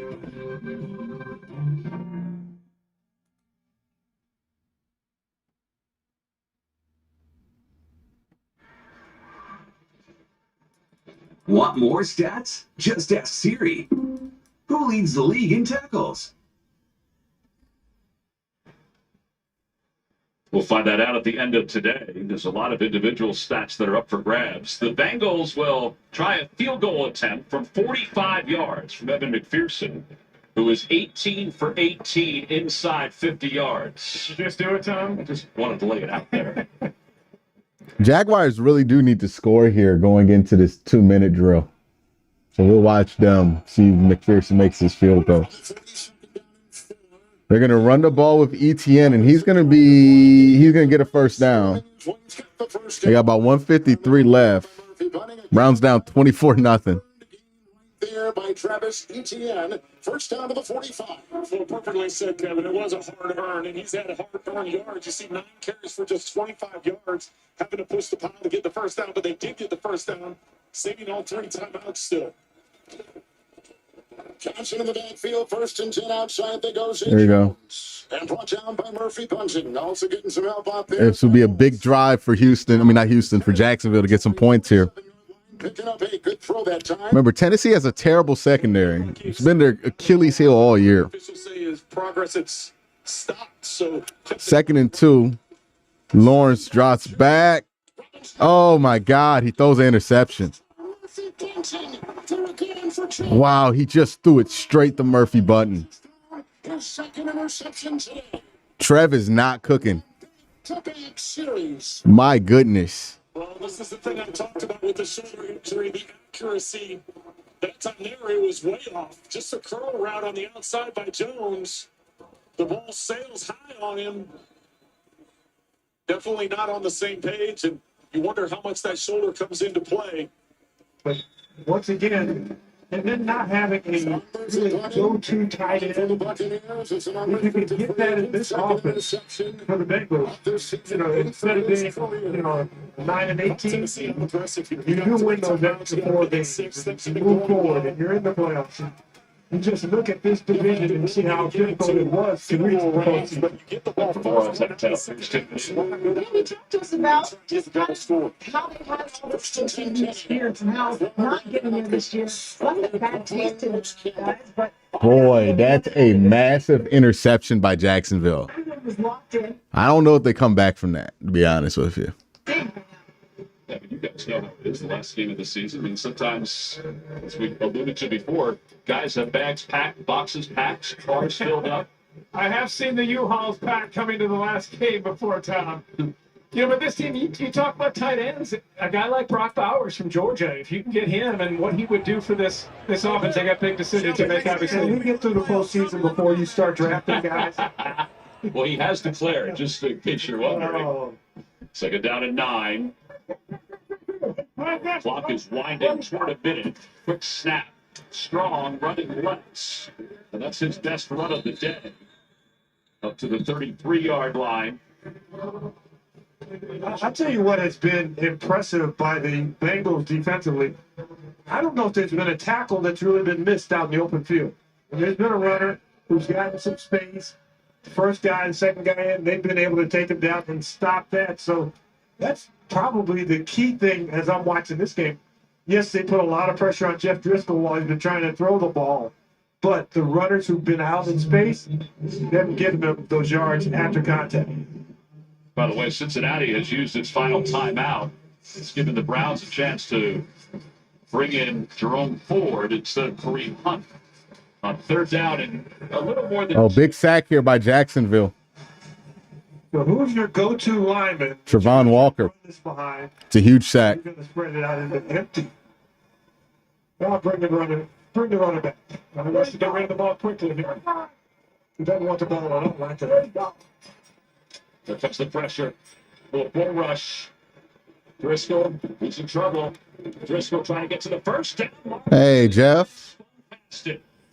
B.J. Hill makes the tackle. Joe on the bench like, why can't I play these Browns? You talk about impressive. We talked about Driscoll and the eyeball test that he was fast. I went back and looked at his 40 time that's listed for his combine. 4.58. He had to use all of it right there. Running, go. First down, strong. He slips a few tackles. Hey, you know how ass they got to think the quarterback is for the Browns to be running the ball in a 2-minute drill with like 30 seconds left and not call timeouts? After a gain of 8. They really got to get to about the 35-yard line to have it. They have no faith in Jeff Driscoll, dog. They have absolutely no faith in this man whatsoever. It's not that big of a deal.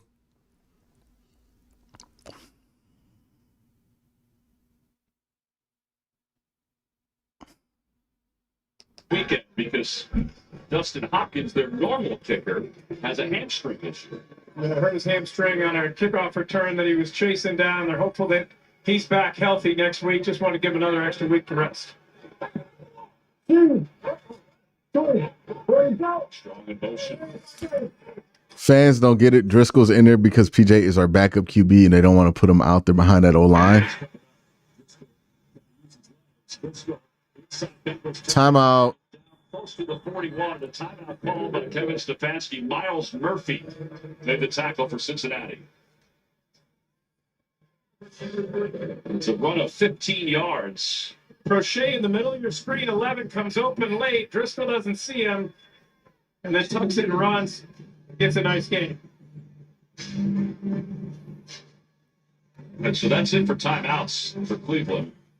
Thinking about something positive. You do have enough time if you complete it to get up and spike the ball, but you'd like to try to get a completion and get out of bounds. Oh, okay. Wow. Okay, so Tennessee just had a muff punt situation, and now Jacksonville has the ball with 22 seconds left on the 40 of the Titans. So they're in scoring range here. And they just threw it to Etienne, who just got that ball to the 25. And they have 3 timeouts left. So Jacksonville, who looked like they threw a game-ending costly interception here, they're back on the 25-yard line in scoring range in a spot where they desperately need points going into halftime. So big mistake there by the Titans punt team. Is this the time that you can get up and get there? Because the play that they just had with Akins, if he catches it, they're able to get up there and spike that before the clock runs out on. Akins, tough catch. Get down. Spike. They ain't gonna have enough time. Really close. 3. They ain't gonna have enough time. They're not gonna get it off. No, they did a poor job getting to the line, getting it spotted. I think, they're going to. Driscoll felt like the Bengals were Those lingering defensive players weren't helping out. That's the end of the first half of this. Yeah. Time is next. I mean, what do you want me to say? Jeff Driscoll's not good at quarterback. There's not really much analysis to be had here, but there is something to be had with this Jacksonville game. And got out of bounds. Yeah, well, Lawrence is young. So the official that was on the play got knocked out of bounds. So he initially, from the back off the sideline, he had waved to stop the clock. The official at the far end of the field, knowing he had been knocked back, said to wind the clock because the receiver's going backwards. So there's some confusion there. So the timeout wasn't called initially. They've now put 5 seconds back on the clock. So now there's 10 seconds, knowing that Jacksonville would have taken the timeout right away had they known. They had brought out a lot of confusion there. They brought out their field goal unit. Now they bring back out their offense. All right. So the Jaguars, 21-10, 10 seconds left in the second half. Any points here that the Jaguars can get would be huge. 4 defenders into the end zone or right at the goal line. They're on the 24-yard line. They got defenders in between the 5-yard line And Tennessee calls a timeout. Set a 13-minute timer. Number 1 red zone defense, and although they're not in the red zone at the 24, right, in allowing touchdowns, they are number 1 in that category. They've allowed 44 field goals in the red zone when an opposing offense is there. That's the most in a season in NFL history. So they have done a good job inside the 20. And like I said, Jacksonville now just outside that at the 24th, a 2nd and 9, a single timeout, and 10 seconds with which to work. Well, I would think if you're Jacksonville, Cavs up 71-67. was 8 defenders back by the goal line and only 3 defensive. All right, we're waiting to see what happens with this Jacksonville game. I would just 2nd and 9, 10 seconds left. It's a big part of this game. once you get a certain amount of yards, you know you're. They need points bad. Just gain some more yards back, but now this is the time at the snap. They come running up. I would still run the ball, try and get in a better position. And they're going to run the ball. Etienne gets down. Then brought down by Murphy Bunting. They got 5 seconds left. And they're going to kick this field goal and try to go down 13-21, which would bring it within 1 score.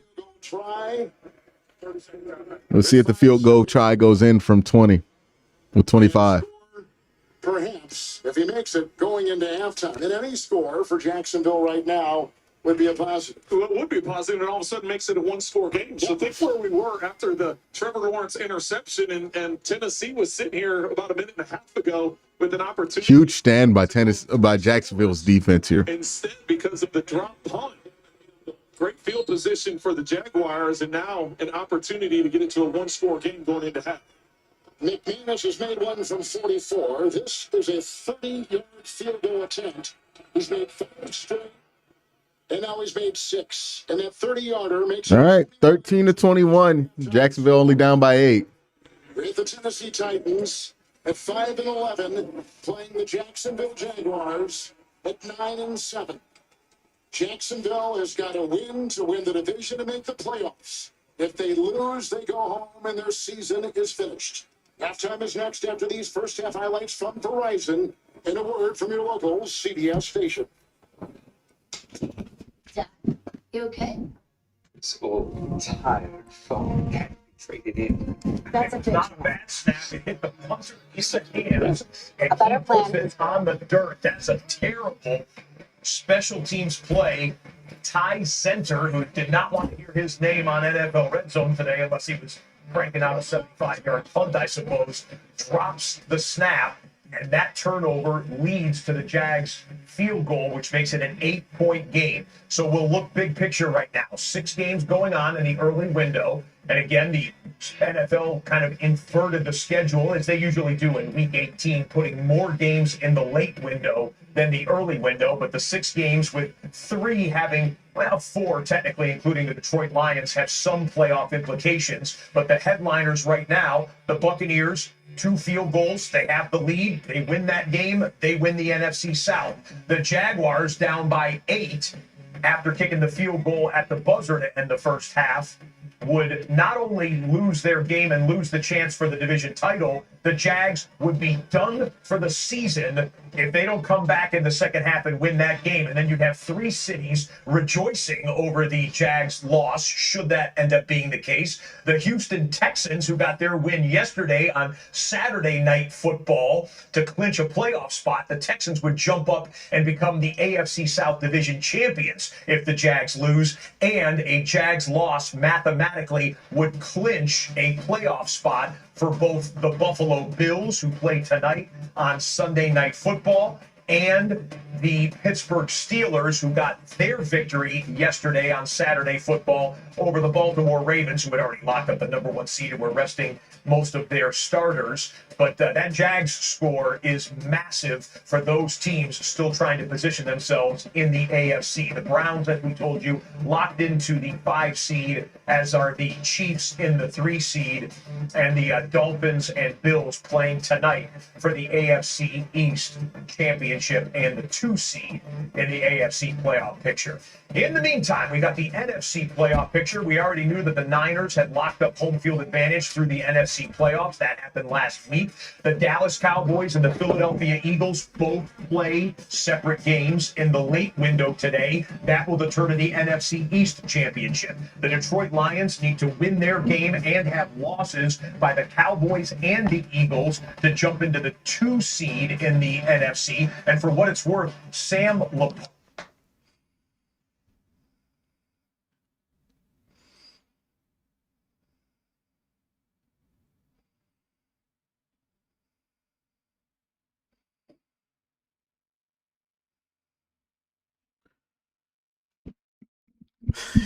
Shelby Harris is fine. Yeah, he went to the locker room.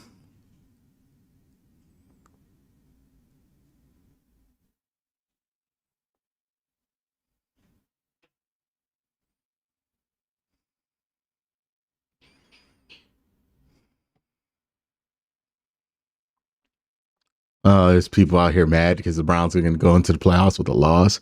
Plenty of teams have gone into the playoffs with a loss and been fine. Like plenty.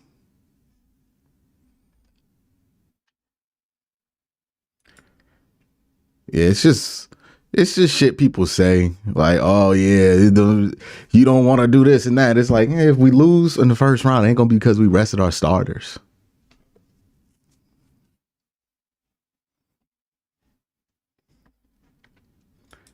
It's gonna be something we do in that game.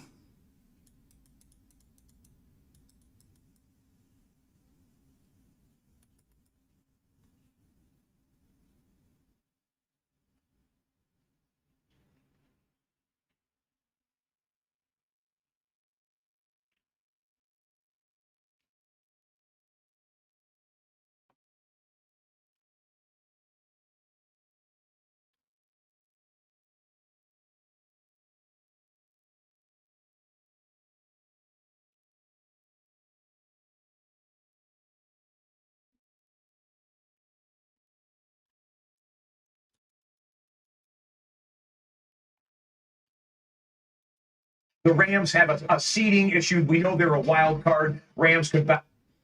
The Bucks are up 6-0 on the Panthers. They'll probably win.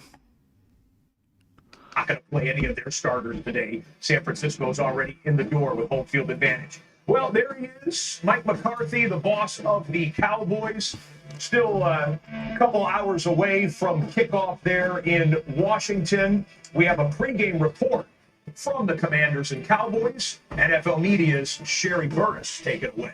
Thanks, Scott. Well, the outcome of today's game can impact the Cowboys' playoff journey. With a win, they're assured at least 2 home games where they're 8-0, but to do so, they need a win on the road where they've struggled. Safety J. Ron Hurst told me it's slow starts on both sides of the ball that's been a struggle, so watch out for C.D. Lamb coming off a career-best 227 yards, going up against a Washington defense that allows the most yards per game to a wide receiver. And Washington trying to get their first divisional win and possibly playing their last game under head coach Ron Rivera. Our insiders Ian Rappaport and Tom Pelissero reporting the disappointing season with new ownership likely will lead to a head coaching change. So Washington trying to get back-to-back Week 18 wins over their rivals, the Dallas Cowboys. Back to you. Sherry, thank you so much. Enjoy the game there in Washington. We'll be showing you that one when they kick off.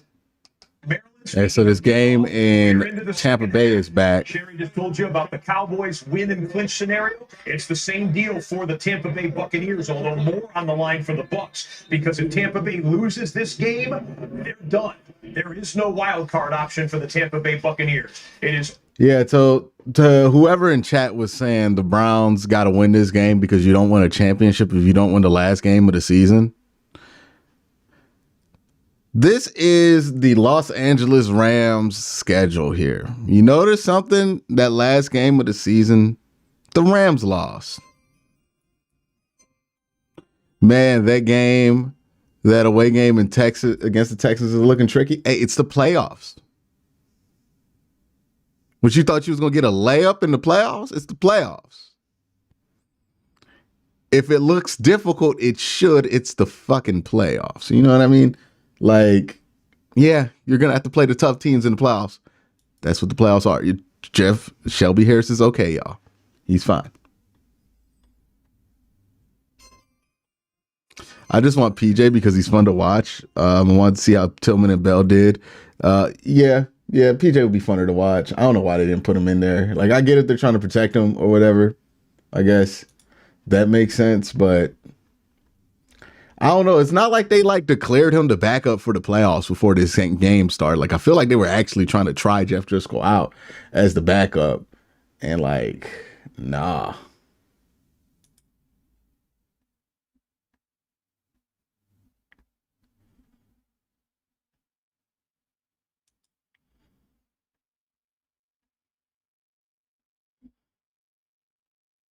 The 2017 Philadelphia Eagles also lost their last game of the season. So go ahead, pull that one out right there. 2017 Eagles lost their last game of the season, still made a miraculous playoff run. So to those of you who feel like you got to win this last game of the season in order to win a Super Bowl, please shut the fuck up. It's unfounded.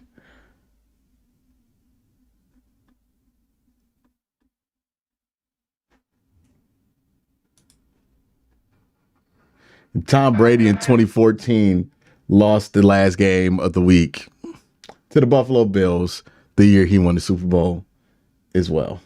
So there it is. There's another one. Calm the fuck down. There it is. Okay, lost to the Buffalo Bills, who in 2014 were absolutely shitty.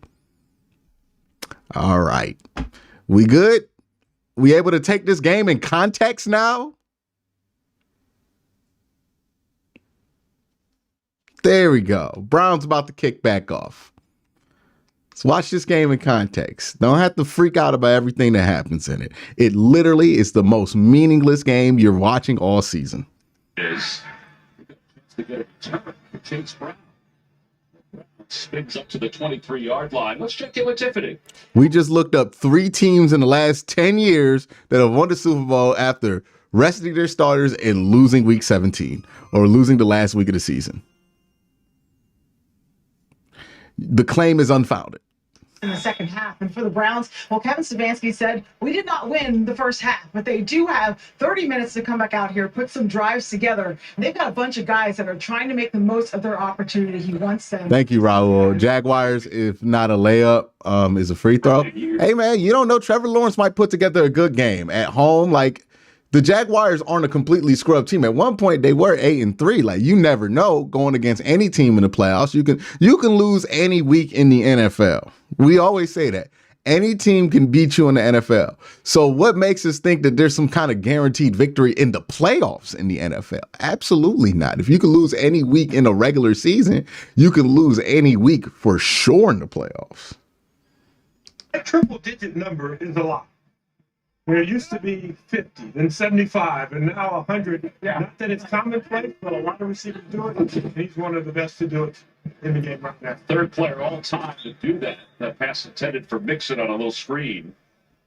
But is it eye-popping to you, James, I mean, to think about reaching 100 receptions in the season? What's eye-popping to me when I watch Jamar Chase play, because normally this is a phrase that you would throw around to running backs. They talk about contact balance, and we talked to him. He was a running back all the way up until the 8th grade of, junior high school. And then they moved him to receiver. But he was always that big, strong, physical guy. And when you meet him in person, you forget how smooth he is. And so I watch him play. He can do everything that you want from that position. And he's a guy that you look at college guys and say, that's the type of guy we want. Oh, get him. There we go. There you go, Isaiah. Way to show some pride. Way to show some pride. It's a loss of about 12 yards.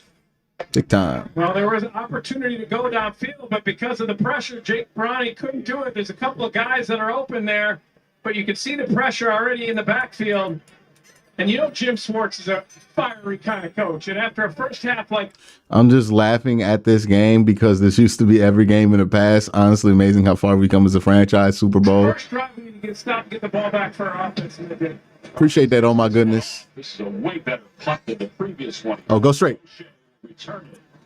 You had a lane. It's up to the 46-yard line. 6-yard return. Jeff Driscoll will go back to work for Cleveland for the first time in the second half. We love our house. It's on a great block, tree-lined streets. The neighbors are observant. And we're back at the Sullivan house. It's lawn day, Sheila, and the leaves are piling up. Bit of an eyesore. Also,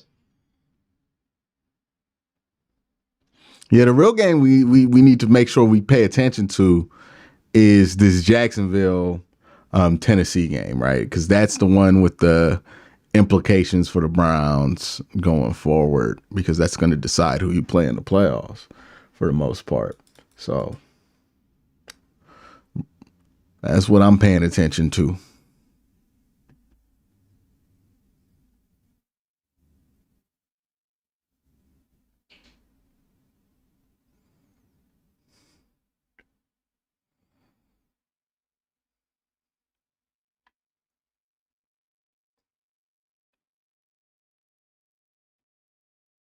Is it not? Is someone said, well, the game's not meaningless to those players? Who gives a fuck? Those players don't ever play. What are we talking about? If this was like Myles Garrett out there giving a bad performance, okay, yeah, that would be concerning in a meaningless game. It's Sam Kamara. Who gives a shit? You're never going to have to watch Sam Kamara play football again. We worried about the wrong things here, dog. We worried about the wrong things, man. We just worrying to worrying. That's just worry to worry, dog. We ain't never gonna care how Sam Kamara feel about a football game again.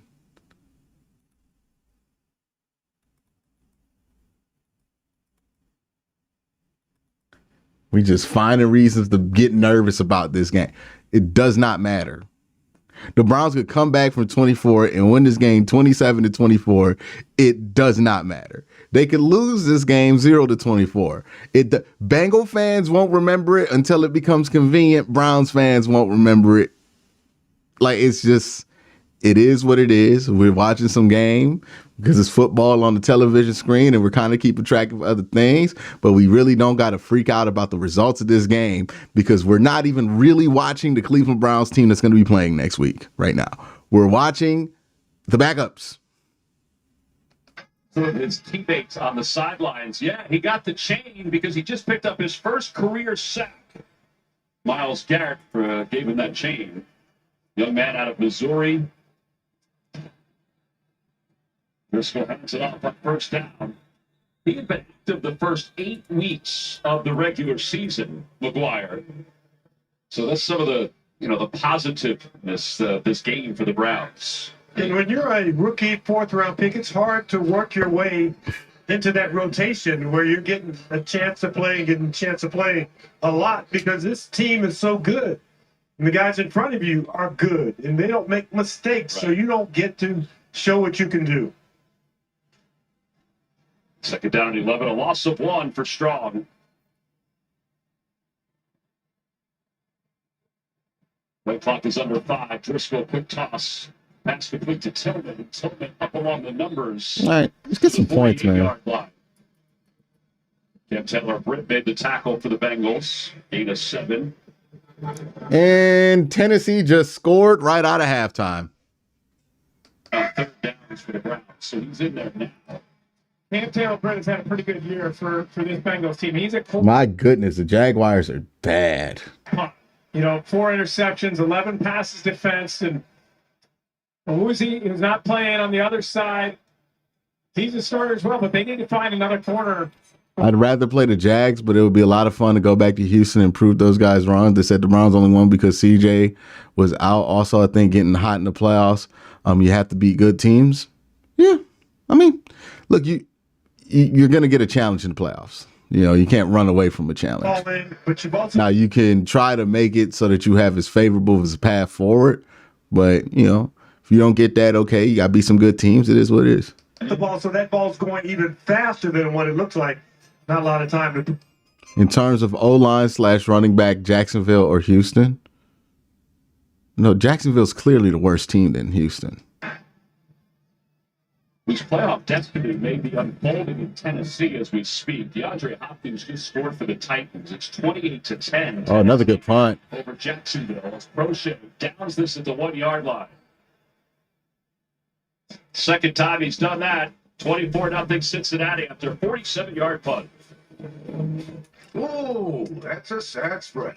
But here comes Trevor Lawrence. This is another tailgate. Step up your tailgate with Rick.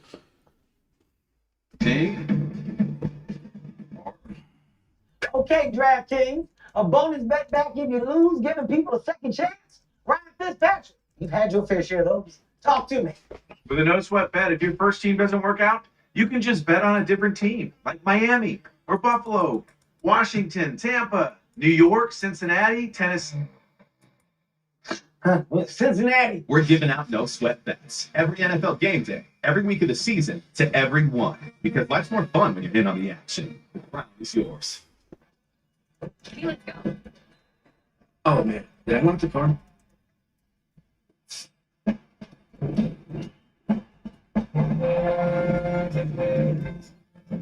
That was a great game. Dad? Okay, I'll turn it in. I swear I parked in this section. Oh, here it is. Always stay connected to the new Hyundai Tucson Limited with complimentary class-leading Blue Lane Plus. Marcus is a connoisseur of anything that's free. So he was happy to read the disclaimer on TurboTax Free Edition. Roughly 37% of taxpayers qualify. Form 1040 unlimited credits only. See how at turbotax.com. That's me! File your taxes 100% free with TurboTax Free Edition and get your max refund guaranteed. Make your moves count. See if you qualify at turbotax.com. Here to win. Or are we here to enjoy some crisp barefoot Pinot Grigio? Sure, wine and football can be complicated, but enjoying them should be easy.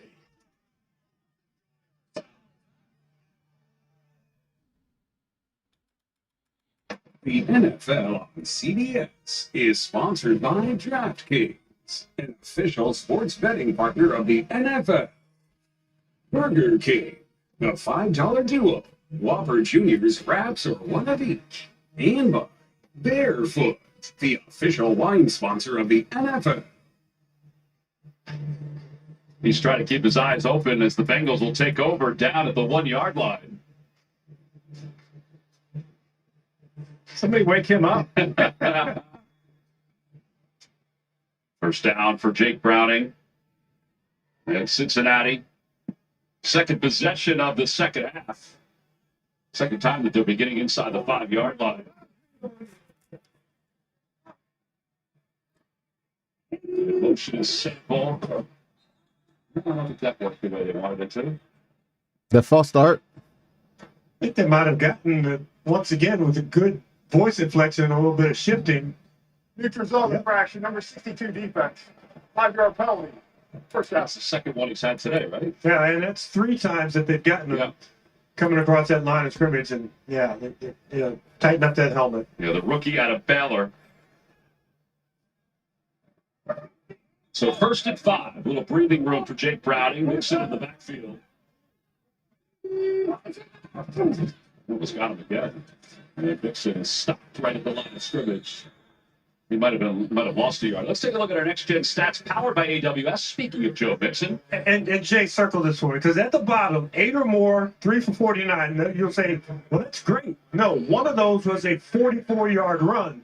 Normally when you have 8, if you can get past that first level of guys, you'll have a long run. But you can stuff them by stuffing the box. Well, this Browns defense, they've done a lot of 6-man line throughout this season. But with the restrictions on Jacksonville needs to score here. You can't really do that. You can't play the defense that you want to play because of the guys that you're sitting. So the setup is kind of new for them going into today. Little jet sweep again for Charlie Jones. And Jones speeds his way to a first down. He's tracked down by Kanashik. Oh, got it. So big first down by Jacksonville. So the most unique thing Jacksonville is going 3-2-1 Cancun right now. Into the playoffs. Yeah, they're just not good.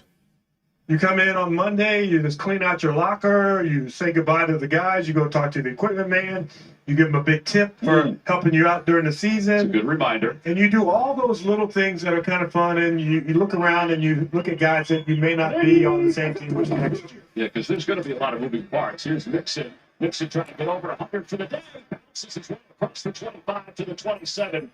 He's Imagine Mason Rudolph winning against the Chiefs. Saints clearly want into the postseason. They can get it with the win and some help. That's right. Last week of the season, some guy saving the bell. Ball bobbles up in the air. He keeps his eyes on the prize. 26-yard TD. The Saints are up 24-17. Back to you guys. Well, Nate knows this. Olave getting over 1,000 yards receiving in his rookie season. That's pretty impressive to see what he's been able to accomplish. Brown breaks a tackle. Brown taking a page out of Mixon's book. Into Cleveland territory. D'Anthony Bell makes the tackle. We saw him earlier this year. This kid's got some speed. Well, they're able to run the ball today. Browns got 46 yards rushing. Now, nice little move right there. And then there's the speed that you're talking about, Tom. Mixing over 100 already, and they came in knowing with the substitutions the Browns were going to do and the players they were going to play that they could run the ball, and they've been very effective doing it. And Mixon was on the sidelines. The 100-yard gain today is his first of the season. Not a total shock because they do like to throw the football. Brown is stopped for a loss. It's a loss of 4. Kanashik came up to make the tackle. Second down and 14.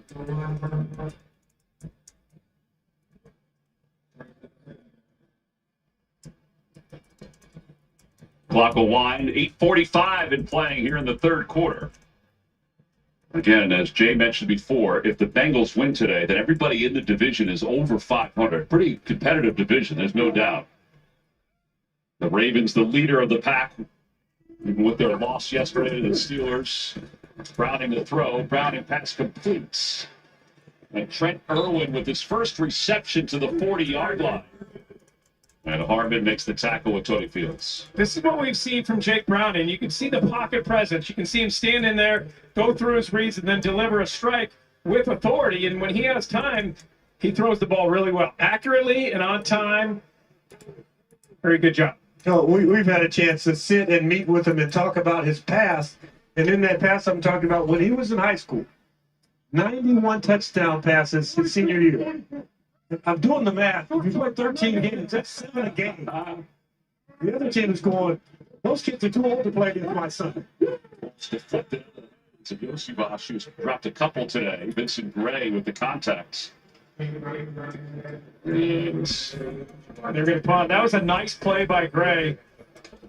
But I would assume they would punt here. Go 40. They might try and run them off sides. They've done it so often today. You might say, hey, but let's see if they've learned a lesson.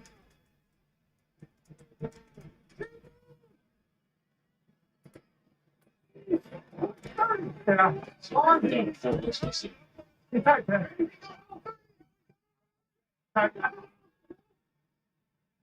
4th and 4. Bengals going for it. Oh my God, boy. Unreal.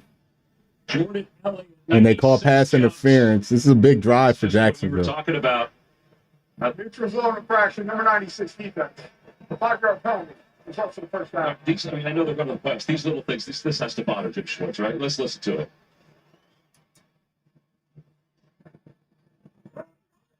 The Golden Globes. Yes. Best voice inflection. The nominees are Jake Browning, and Jake Browning. Officially, it's the 4th neutral zone infraction for the Browns. And Brown on first down. Obviously, picks it up first down. Down to the 5, but down to the 30-yard line. Again at 5. Kamara makes the tackle. You know, Jim Schwartz has this celebration loaf, and he calls that his cardinal sin. But jumping off sides might be right there underneath that because, especially in a situation like that, you stopped him, it's 4th and 4. They're going to punt the ball. You know, with this situation of the game, up 24-0, all you got to do is not jump off sides, and you do it again for the 4th time. And it keeps this drive alive. It keeps the clock moving here in the 3rd quarter.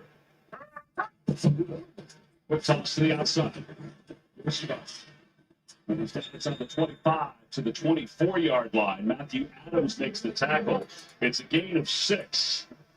The rookie out of Princeton's been busy today. It's his 4th reception. He's 5 yards away from his season high in yards. He ties his career high in receptions. And he did a great job just plucking that ball out of there. Didn't try and catch it in his body. The one that got I was checking on this game, the Jaguars game. A tall, lengthy. Where's this ball at for Jacksonville? It's 3rd and 11. Ooh, and the ball is at the 41. So that'd be about a 55-yard field goal. Here's this defense of Tennessee coming into today only had 4 interceptions all season long, the fewest in the NFL. They've had 2 today. 3rd down and 11. And they get a little bit of yardage. Got to get it to the 38. It's going to be about a 48, 53-yard field goal here. They're going to go for it here, 4th and 6. Meanwhile, Cincinnati play fakes, and that's going to be a sack. Oh, and a fumble. No, just a sack.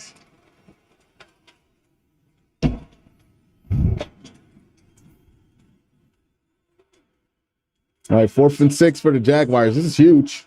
Johnson the back, 5 in the secondary. Washington on the move. 4th and 6. Lawrence across the Underneath, and they don't have it. Jones got it and stepped on the play by Elijah Morton. Well, you're just getting outplayed by Tennessee right now. It goes to Tennessee, and the Titan defense He made a couple of great plays getting rid of the ball, but forgot to bend in his face each and every time. They're down 18. Brown in the middle of the field. Oh, good catch. Went through the hands of 3 different defenders. Layered throw is a really good job by Jake Browning, understanding where the linebackers are, throwing it just over their hands. Watch here, he's looking at them the whole way, and just layers that ball perfectly in there. No. Excellent touch. 26 yards. And we knew exactly where Irwin needed to be. So into the red zone again. The pitch to Mixon. Mixon stops. Cuts right. And speaking of right, Alex right there to make the tackle right at the line of scrimmage. Joe Mixon has that ability to stop, change direction a little bit, and then within the second step, he has the same power that he would have as if he had been running for 5 or 6 steps. So he's just so strong, elusive, catches the ball well out of the backfield.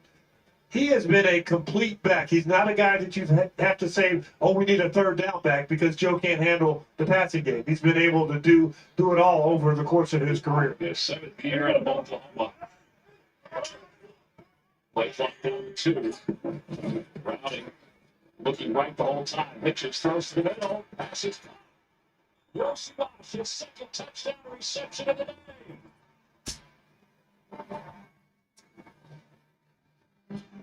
Good job, Rob Browning. Watch the shoulders here. Watch him move the linebacker as he looks to his right. But you're not going to see the route here, the ISO route. He moves the linebacker to create the space to get it into his receiver.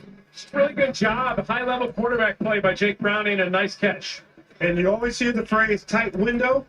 That window was almost shut. Yeah, he got that ball in there just right under it, trying to save the heat inside.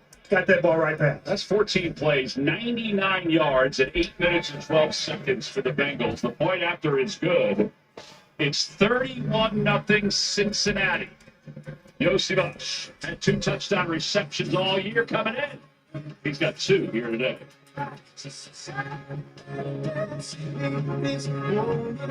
With Rayo's made-for-home brick oven crust pizza, delicious is finally in the frozen pizza aisle. We start with Rayo's iconic sauce, then pile on all the best toppings, so your backup plan becomes a night you plan for. And pizza we crust. Everything we build is from the ground up. Every great idea, every crazy idea, every next idea. To win, Houston will win the AFC South. They will be the All right, let's focus a little bit. We're going to put this Jaguars game in a little bit more focus now that this Browns-Bengals game is officially out of hand. some Steeler fans here offering their support. Pistol here. Moore's in motion. Tannehill, 2nd down and 3. Henry again. Walk in there. Henry stuffed on 2nd and 3. And he stopped at the line with no gain. Let's take it Go around the league here, see some of these scores. Saints are doing their part to get to the postseason. That's right, off the play action. Rashid Shaheed looking like Rasheed Wallace because Derek Carr teed him up perfectly for this big catch in the back of the end zone. Saints are rolling 31-17. And as you know, Kevin, they still need some help. Back to Kevin Harlan. They do. I cannot believe he said Rasheed Wallace. I cannot believe that they just said that with this NBA reference right there. Thank you, guys. 3rd down and 3 for Tannehill in an empty backfield. Whoops. The offensive line has been maligned all season. Most are. Offense, number 75. 5-yard put, 3rd down. So, Trent, that's the 30th false start this year by the Titans offensive line. 2nd today, 2nd most in the NFL. Well, you talked about this offensive line, and they've had struggles. They've had injury issues, and they've had struggles all year long, and it hasn't been a very good offensive line at all. When you consider 62 sacks It's nuts. on the year coming into this game, and what ineffectiveness they've had running the football, but today they've been dominant up front with this running game. Tajin Spears, the back with 2 touchdowns. 3rd one, 7. Dillard the block. Hit as he threw and complete. All right, so Jacksonville got off the field at least. And he was covering the play by Lucan. And back to that line of Tennessee. There's Joe keeping warm on the sidelines. Wait a minute. You get to become a normal starter when you started 5 games? Well, I guess the way he's played, yes. Out there for the Titans. He's earned that little recognition. He's also learned to, not that he didn't appreciate it before, but he seems to be really appreciating this run. with the Browns. The kickoff over the head of Prochet out of the back of the end zone. Listen, when he was with the Jets, things weren't going that well, and his kids were pointing out that they weren't going well.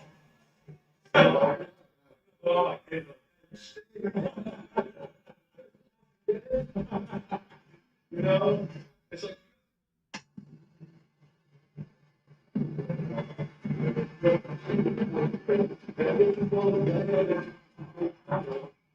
Fuck are they playing right now? You know, guys, when I talked to Flacco pregame, I asked him if his kids think he's cool now. He laughed. He said, probably not, but they are having a lot of fun with us, meeting the team. Yeah, there's no doubt. His son Daniel had 50 Browns items on his Christmas list this year. 50. It's so cool when your kids get older. That's hilarious. It's hilarious to me that Joe Flacco's kids will probably end up being Browns fans. That's hilarious to me. This offense, it shifted after week 13 when they brought Joe Flacco in. More downfield passes, play action. And the big thing I go to is just, you look at the 20-yard completions, 27 over 20 yards in 5 games. The other 11 games with the other quarterbacks. Hey, brother, there ain't no new quarterback. It's just what Joe Flacco does best, and they'll need him to do that in the playoffs if they're going to have success. Absolutely. Second down passes complete up to the 36-yard line.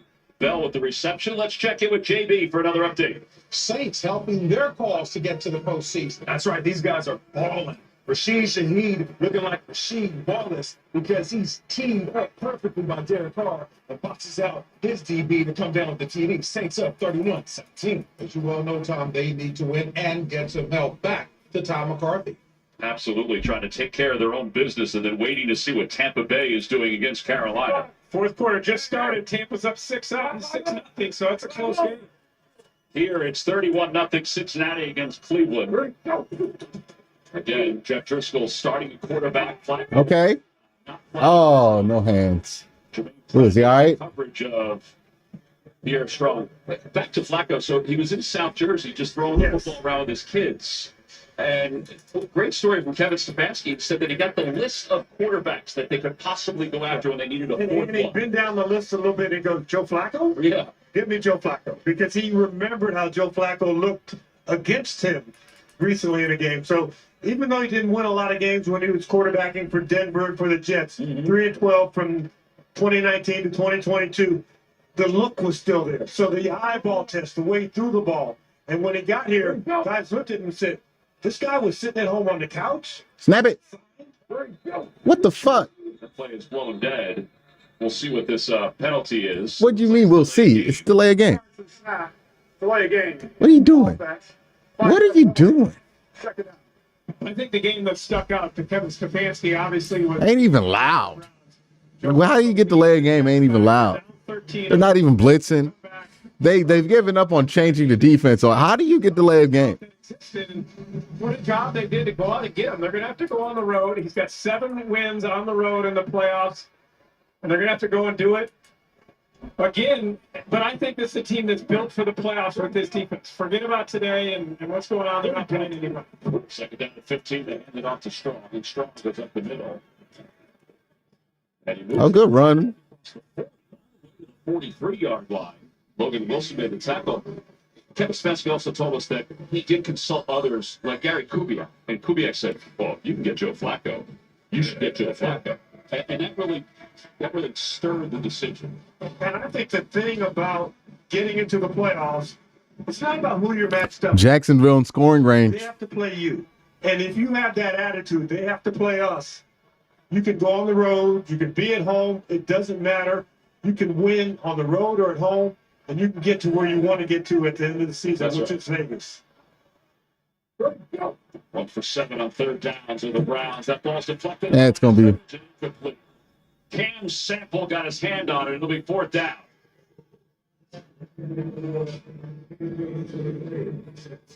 Let's go back to this Jacksonville game. Block over there from Jones. Jacksonville's driving right now. Only down by 13. We're over there. Well, no, 15. Ushering him out, 3-yard gain. Well, back-to-back McCreary coming off the right slot. So continuing to dial up pressure. 2nd and 7.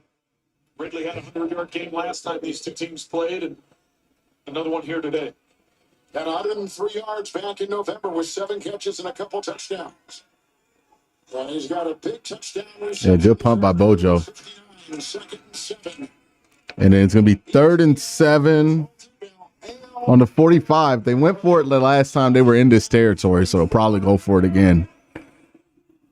And they lose.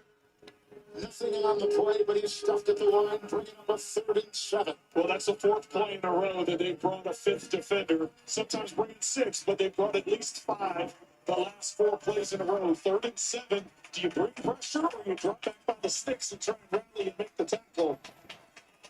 I wouldn't put it past Bowen to bring pressure once again. 6 defensive backs, 3rd down and 7. ETN is the back for Trevor Lawrence. Big throw by Trevor. 1st down.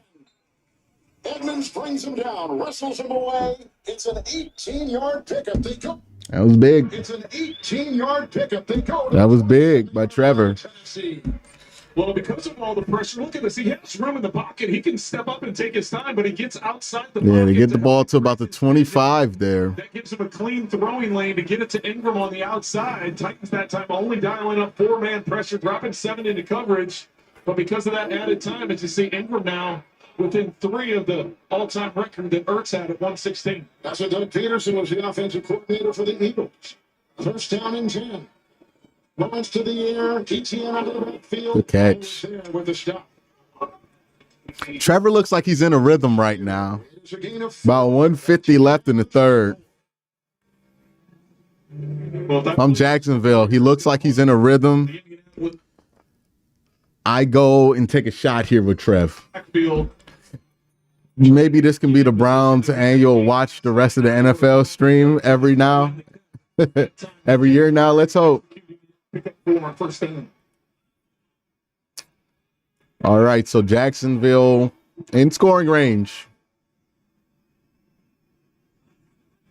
Field goal doesn't really do him much good here, though, right?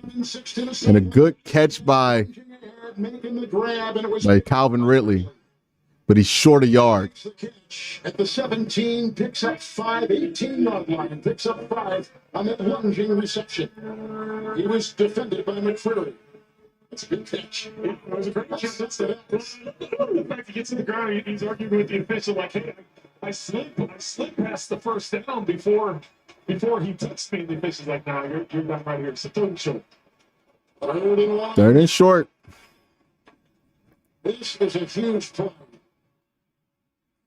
Good run by ETN for the 1st down, and now they're in business. Now Shire grabs him.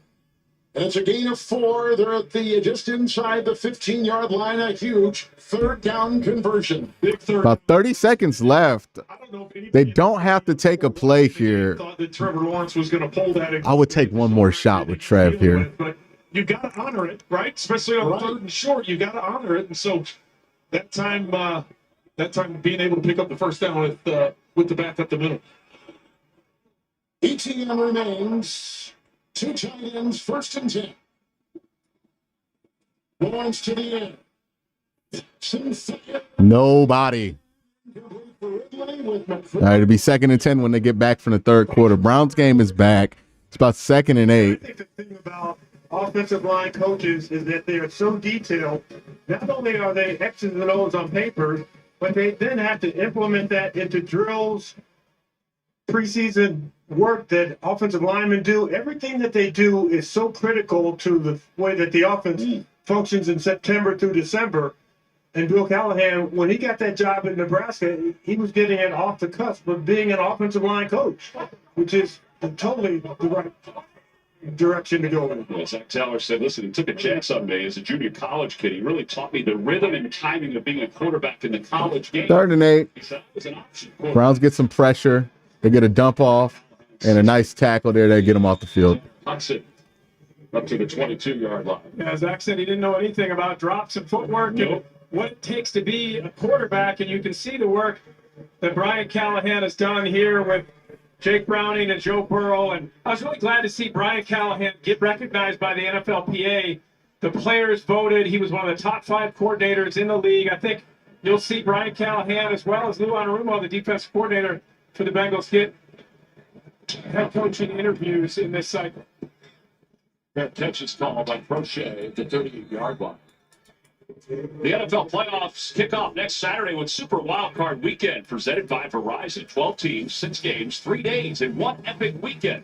The road to Super Bowl 58. It's so funny too to me because like when the Ravens won against the Dolphins last week, a bunch of people like got in my mentions was like, hey, this is actually a good thing. This means the Browns can rest their starters. Now the Browns are resting their starters and people are mad because they're losing. I don't get it. As far as the AFC East goes, Buffalo has to win the way things have transpired. Jacksonville in the hunt. They probably feel like they're being hunted. Yeah, it does seem that way. They're losing 28-13 in the fourth quarter to start the fourth quarter. Got him running within one. Yeah, Driscoll had his tight end Aikens out of the backfield. Ooh, Driscoll stinks, dog. That'd be staggering. The Jaguars are 8-3. That would mean they finish 1-5 and don't make the playoffs. I mean, just a stunning fall for them. Well, Jacksonville is driving right now. I would not assume that they're out. I believe they have the ball at like the 7-yard line. Like they're in position to score and make this interesting. They're only down 15. I don't get just counting them out all the way here. There's still a fair bit amount of football to be played here. If they lose, Houston wins the South. Buffalo and Pittsburgh clinching playoff berths. This game is being watched. Run to Pierre Strong. Pierre Strong gonna get a good little run here. Lead for the 5-win Titans over the 9-win Jaguars. And here we go with the 2nd down and 10 inside the 15 on a big drive for Jacksonville. Well, the first down call was a double move by Ridley. He went up, did a little stutter step and went to the corner. McCurry didn't fall for it and was able to be a contested catch in the corner, setting up the second long. ETN was back there. Oh, you got him. Touchdown. And Jacksonville scores. So now it's 19-28. And they're most certainly going for 2, right? Working on Wallace. Kevin, this is an out and up by Ingram on Wallace. And instead of throwing it to the corner, he throws it back shoulder because they realize that Wallace is trailing and doesn't have his eyes back. Ingram is looking back, so it's an easy adjustment for him to come up with the touchdown in the front corner. I believe Ingram's now 2 away from breaking the record. They're going to kick the extra point. All right. Makes it a 28-20 game. 1-score game. All right. Seconds into the fourth. It's ball game. It's a ball game in Jacksonville. In 30 seconds. I'll be back in that game in 30 seconds.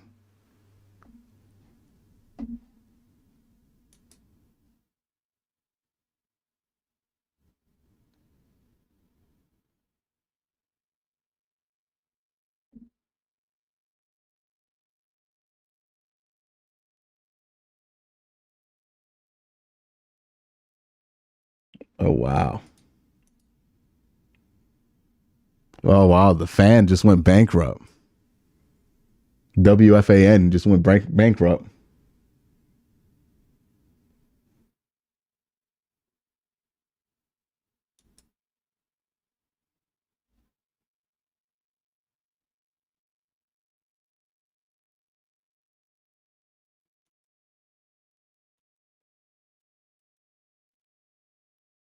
Had plenty of time from a protection standpoint because they were only rushing 4.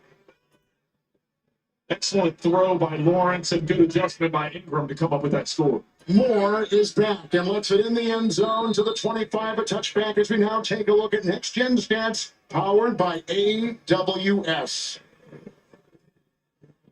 Derrick Henry, you can see 8 defenders in the box compared to 7 or fewer. He's having a big day regardless. Over 100 yards before contact. That was what Doug Peterson was talking about coming out at halftime. He said, we got to have better gap discipline. Of course, the big run on the second play of the second half didn't have that type of discipline. So Trevor Lawrence, 2 touchdowns, 2 picks. Tannehill, 2 touchdown passes. 1st and 10 from the 25. Spears in the backfield gets the call right here. And forced out of bounds by Campbell. Taking it to the near side, and on that 1st down, picks up 4, 2nd and 6. What about the offensive line, the much maligned Tennessee offensive line? Much maligned coming into this game. There weren't very many good things to talk about with this offensive line, but what a job they've done up front. They've been physical, getting hat on a hat, taking advantage of it. Derrick Henry and this offense have been all over it, and so many different moving. All right, 2nd and 7. You need a stand here from Jacksonville's defense. They're coming up big so far. Got to finish here in the 4th quarter. Henry is in. They give him a gain of 3 on the previous play. Good stop by Jacksonville's defense, and Jeff Driscoll just got sacked again. Coming up from the cornerback position. And the former Georgia Bulldog is in there. Another stop, too, by Fatukasi. No gain on the play. 3rd down. Tennessee's offensive line has only allowed 1 sack today. And coming into this, they had allowed the 3rd most all season, 62. Well, that was phenomenal. 62, so that's why I thought this was going to be one of those games where Josh Allen and Trayvon Walker coming off the edges, we're going to have a big presence in that. But because of the way they're able to run the football, they've kind of taken it out of the game. Now, obvious passing situations, they've been able to get pressure on Tannehill like the 3rd one we're facing right now.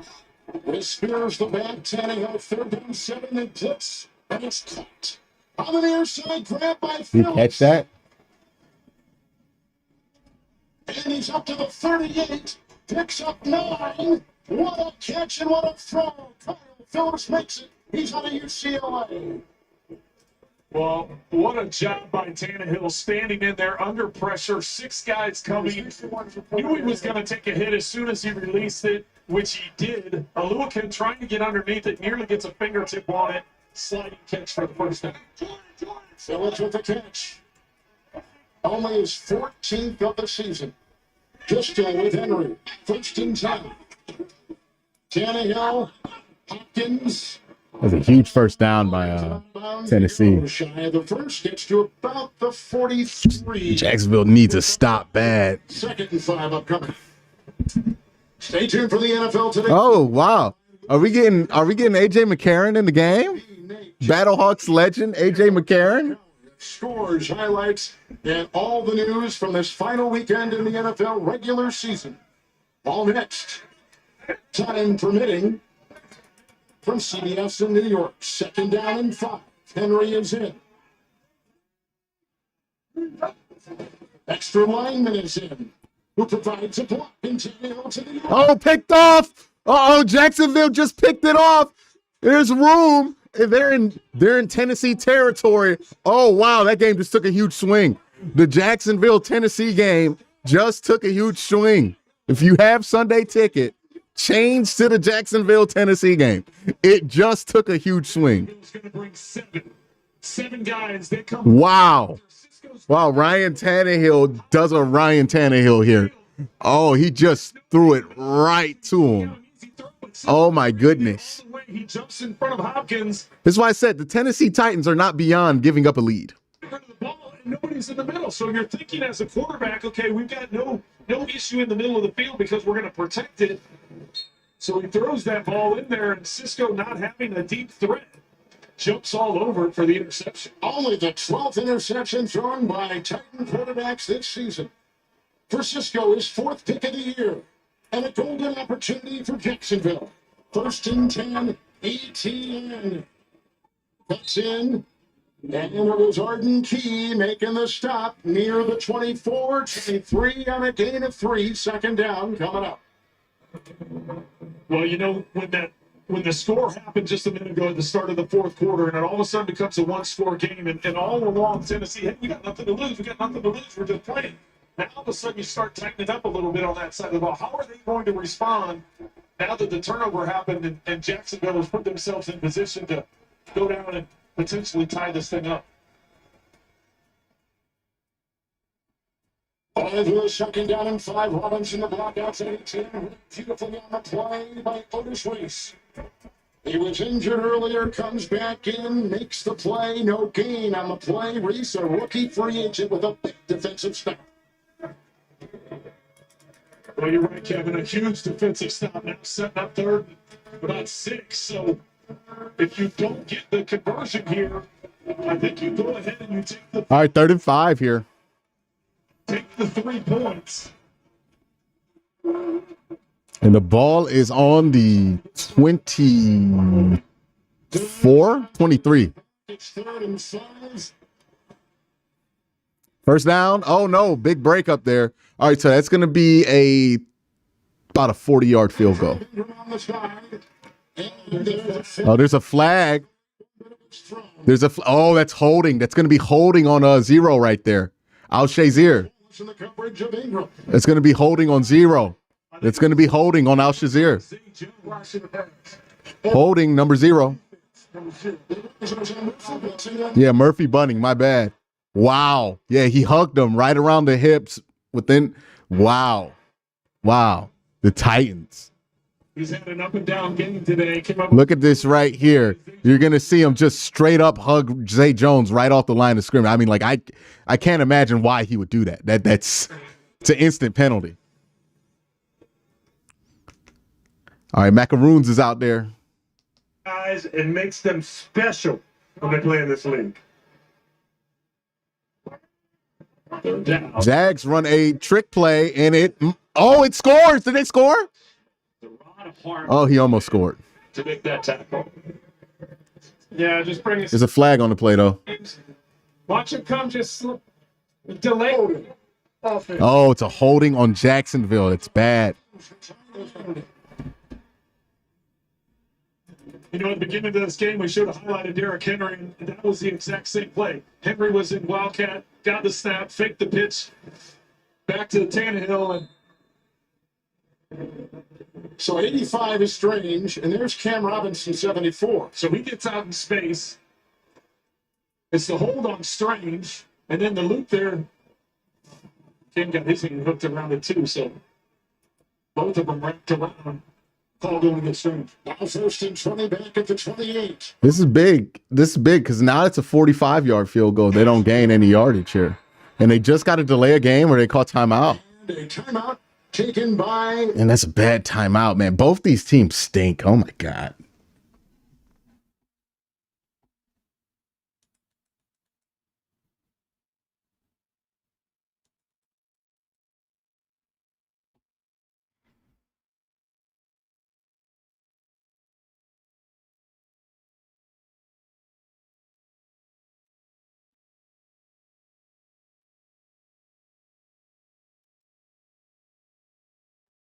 State taking on San Jose State. Then Saturday, 2 Eastern, the Aztecs face another test on the road. They take on New Mexico. That's on CBS and streaming on Paramount Plus. Well, think about what Doug Peterson took over in Jacksonville. They had 4 consecutive years of finishing last in the division.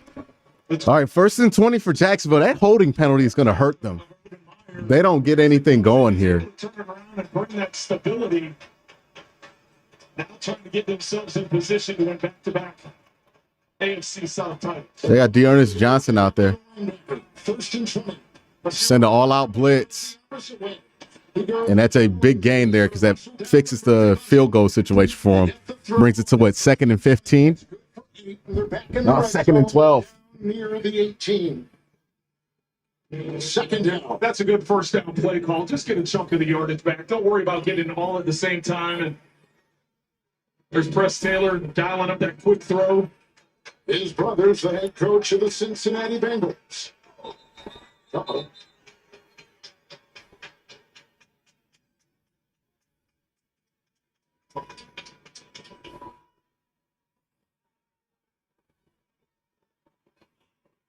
Just had to respot the ball. Second down, 9. At the 17. Dearness Johnson is the back. Taylor, Zay Jones, pinned in. Oh. And grabbed there by Otis Reese. All right, it's going to be a 3rd and 3 here. And brought down at about the 10. Zay Jones with the catch, battling and 3rd and 2, my bad. been inactive the last couple games. But a catch right there, making it 3rd and 2 and a gain of 7. Well, Bixby coming back in the game now. I know just a minute ago when it was 3rd and 6 or 7, I said, if you don't get this, you need to kick the field goal and get the points on the board. If you're able to get this to 4th and inches, 4th and a foot, you may have to seriously consider. Jeff Driscoll with his best completion of the day to Cedric Tillman, who got crushed. He looks hurt.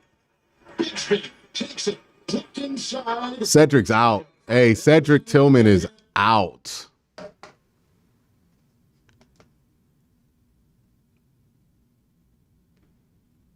It looks like he is asleep. Hold on.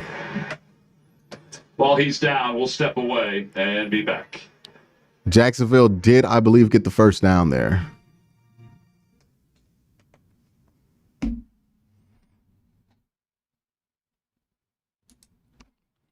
All right, first and goal for the Jaguars. First and goal for Trevor Lawrence. 28-38, 2 touchdowns, 2 picks.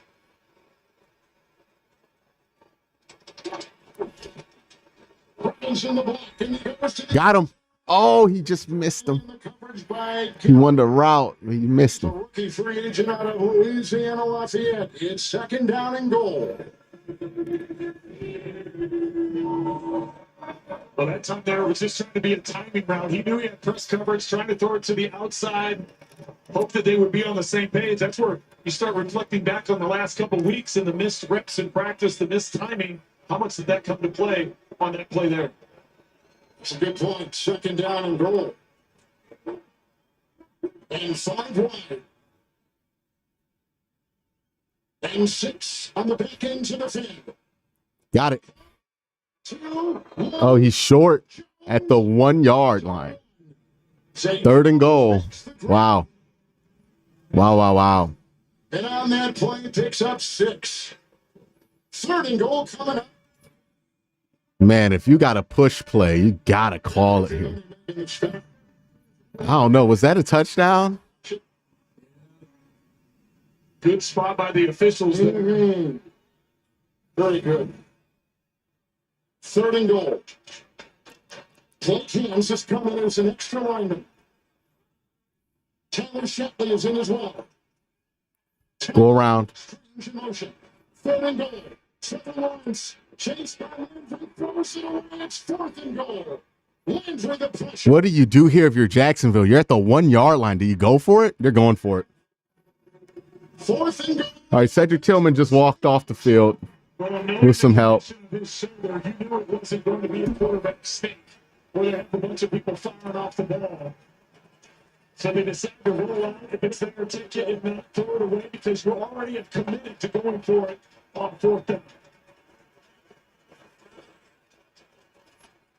Extra lineman. Good run by Pierre Strong.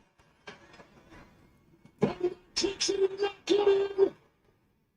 He was on bodies and in that secondary lunge. Ball was jarred free. It was picked up by Alshire. Well, now they're talking. Did he get in with the initial I think he got in with the initial extension. We're going to look at it. I think he got in with the initial extension. No, he's short. Wow. And a golden opportunity through the fingertips of Lawrence. Wow. Icy hot. Wow. I mean, they got him backed up all the way to the 1. And we know that Titans offensive line isn't great, but oh my goodness, yeah, he's short. Cincinnati Bengals. Wow, that's going to be one hell of a game. To me is a lot like a preseason game, though, for this Browns team. But you have your starters on the sidelines. You're letting your backups play. And Uh-oh. Strong is slow to get off the field, holding his back. That is what Kevin Stefanski did not want to happen. And Jerome Ford is going to check in the backfield. See, 1 for 9 as the graphic pops up. There you go. That's his drop forward. Broken up by Jordan Battle, who's actually played really well today. he's had an excellent game, Tom. When you look, he had the interception at the beginning of the game, had a sack here as well. And then this is a really nice break. It's in coverage, sees the out route. Good job.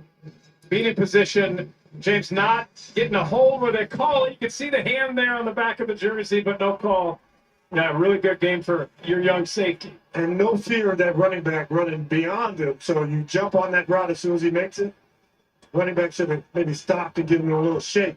That would have stopped the defensive backs from 2. On 4th down. Driscoll, he's going for it all. He's going for the answer. Got him. Touchdown. David Bell. Hey, Brown scored. TD of the year. Good for him. 31 yards for Driscoll. Now you got single high look. You know exactly where to go against single high outside. Safety's got to come all the way over, and that's been the struggle, really, of this defense all year. See Dax Hill trying to make... Is sponsored by Verizon, the official 5G network of the NFL. And by State Farm. Like a good neighbor, State Farm is there. At the 1, the call as it stands right now, Lawrence did not get in on a dive. They ruled forward progress outside the goal line, inside the 1, 6 inches away. It did look like he fell on the ground. He was on a body and never hit the ground. That's why he had that secondary line. Yes, and that's why they're saying forward progress was stopped. And so there's no way to replay or review it because forward progress was stopped. So no need to go back and see if he hit the ground or not. It's a 1st and 10 inside the 1. Bodies moving. They got caught on a false start. Jacksonville on the line it was. Wow. They blew him. Defense, number 52. Hamilton. Right in the middle. Number 61 is reported.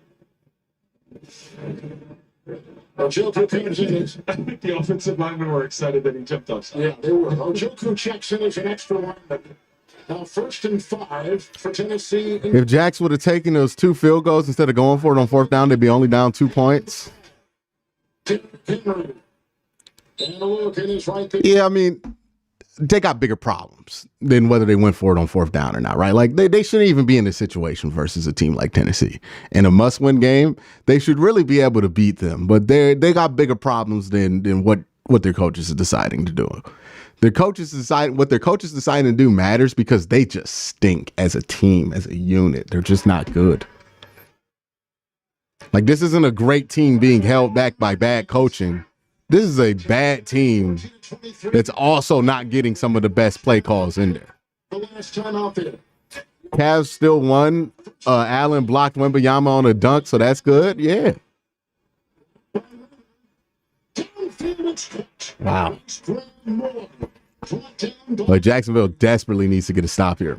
It's a 1st down throw. He's up to about the 27. All right, Alex. Striking a good throw by Tannehill. Well, Tannehill getting to the outside. Just the threat of him running allows that middle coverage to come up and have to react and try and stop him from the run. Aluakin right there almost gets a hand on it, but Moore able to come up with the catch and get the 1st down.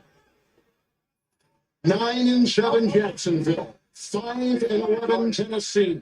Titans have come in losing 3 straight, 4 of 5. But boy, if they played well today in the final weekend of the regular season. 1st and 10. The run and a big stop. And Roy Robertson Harris takes a hold of Henry. Gain of a yard. Well, all this time is so valuable right now. Started over 7 minutes. The crowd and the Titans looking for a face mask penalty. It showed it in unison. All right, 2nd and 9 here. And we see it on the replay. Oh, yeah, it's a big face mask they just missed. The videotape operators, the Britton, Sean Sperry, and Dewan Brown on for the Hills. Thank you, gentlemen, for a great season. 2nd down, 9. Hopkins has it. Spinning up the football. Dancing his way and diving to the 32. Where he's finally brought down by Josh Allen. Gain of 3 after all that moving and gyrating. He picks up just a couple yards, leaving 3rd and 6 for the Titans. And our clock continues to whittle down at 4:40. Some great shots today, too, by our camera operators. Justin Jemison, Neil Milton, Mike Serio, Tony Testament. Thank them for all their great work. And graphics people, Susie Fisher and Paul Sepp. 3rd down and 6. The running back, Tajay Spears, with 2 touchdowns today. Oh, wow. Oh! Look at him touch the tackle. Oh, wow. Looks like he did. Wow. And I mean everybody. That should have not. Wow. Ravens was over there. Starting right. Wow, this is amazing what's going on here. The Tennessee Titans are just outwilling the Jaguars right now. In a game the Jaguars must win. Look at this. There's a little screen here. They jump it. They're in position. Number 2 gets there, and then they just pile on. To the 37. I think that spot's bad. First down. His forward momentum was stopped there, though. 2 timeouts, Tennessee 3. Titans avoid from inside their. Wait, okay. Jacksonville needs it right here on this set. 36 at the 37. And they get a 2-yard stop. Oh no, Derrick Henry's still on his feet. And then finally brought down. Jacksonville needs to get it right here on this set. They need it right here. 3:20 to go. They got 2 timeouts left, 3:20 left. They need to get them on this set right here. Meet my boyfriend, Jake. What's up, everyone? And at the airport, the hotel. It's pretty impressive. If it's a Bills fan, that's his favorite team. If it's a Packers fan, that's his favorite team. But now, this weekend, I'm nervous for the Packers going up against the Bears. Can they get in the postseason with Jordan Love, which would be a huge accomplishment for that young man, I think. The Bears are hot, too. And then you think about the pressure for that Packers team. Oh, man. They had the opportunity last year. They lost that last game, didn't get into the playoffs, same situation. And look at that hair, James Lofton. You know, I was able to shake all that hair off my head. I will tell you one thing. You're probably still able to wear that jacket. Oh. Driscoll will keep it himself on Sunday. Yeah. Osai will be credited with the sack on that. You know, football is so different than, say, a basketball game, which would be the last game of the season. Guys would just be shooting threes, there'd be uncontested layups and different things like that. You can't get away in the last game of the season without getting hit. Yeah. And this has been a physical contest. We talked about how good the defenses are. And even though the Browns have given up 31 points, it's still a high contact, very physical game being played out in front of us. That's why you sit all those starters, because you don't want to take the chance, the risk of one of those key guys getting hurt. Driscoll throw, pass is caught. Oh, good catch. Down, up at about the 37-yard line. It was Akins who's dropped a few today. David Njoku's the normal tight end, not active today. All right, so front runners for Coach of the Year. Boy, that's going to be a tough one, right? Well, Kevin Stefanski has won it before. On CBS is sponsored by Mercedes-Benz, the Home Depot, how doers get more done, and by Coloco.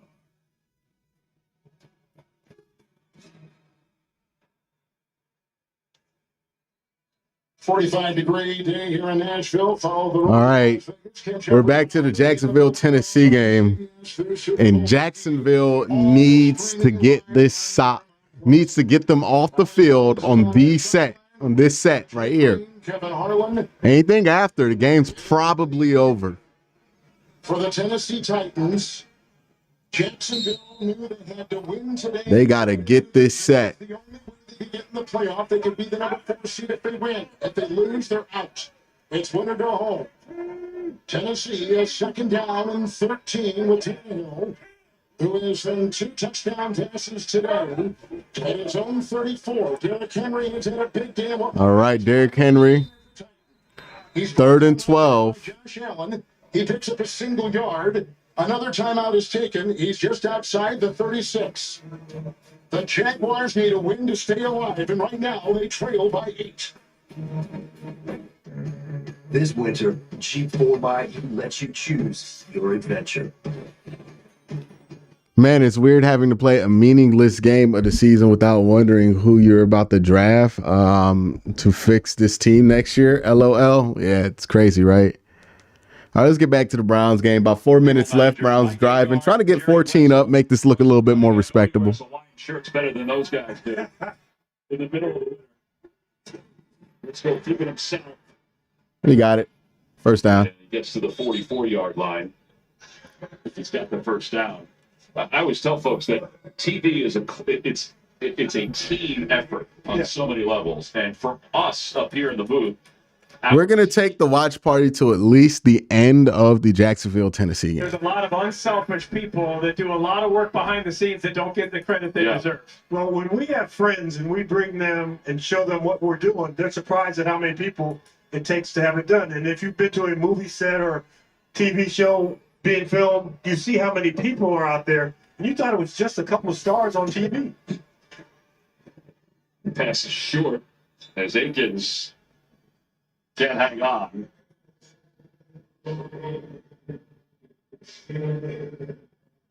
So it'll be second down and 10.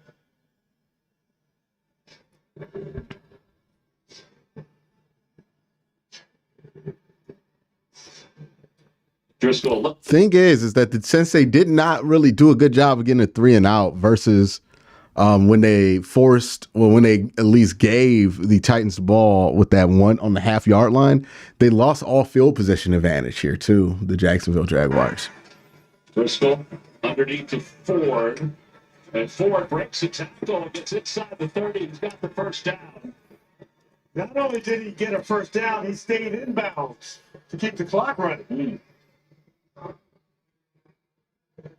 Gain of 20 yards. This is very similar to the pass last night that fell incomplete. Yeah.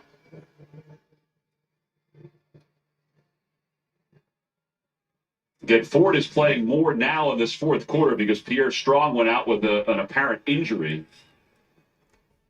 I mean, he is their starter. He's their starting back. Yeah. He came in with over 800 yards and 4 touchdowns, and you saw what he did against the Jets. Driscoll looking toward the... Oh, got him. Hey, David Bell, two tutty. David Bell, two tutty Dave. Hey. 24-yard touchdown pass. Let him know, D Bell. Getting that little sliver in the zone defense. Safety can't go over there quickly enough. The corner's trailing because he does. All right, 3rd and 11 here. And that's going to be a sack for Jacksonville. They're alive. They are alive. Right there. Josh Allen, big play by the Jaguars defensive line. 2 today, coming off the edge. Ojukwu was trying to use the extra lineman. He could not get all of them. Well, that's what they wanted. They'll have back for next week's game. When you get to the playoffs, you have unlimited call-ups, so they could have Riley Patterson with them and call him up as well if they're worried about Dustin Hopkins and that hamstring. Weren't you politicking the fact that you could still kick a little bit? Definitely not. Stay tuned for the NFL Today update delivered by Little Caesars coming up, time permitting.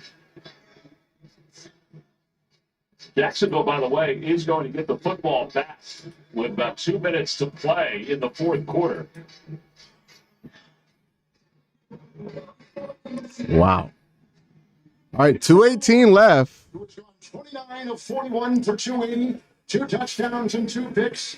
Is back up there. Coming up next, it's the NFL on CBS regular season finale. Remember, Jacksonville doesn't only have to get the touchdown here since they did not kick the field goal on the last possession. They went for it.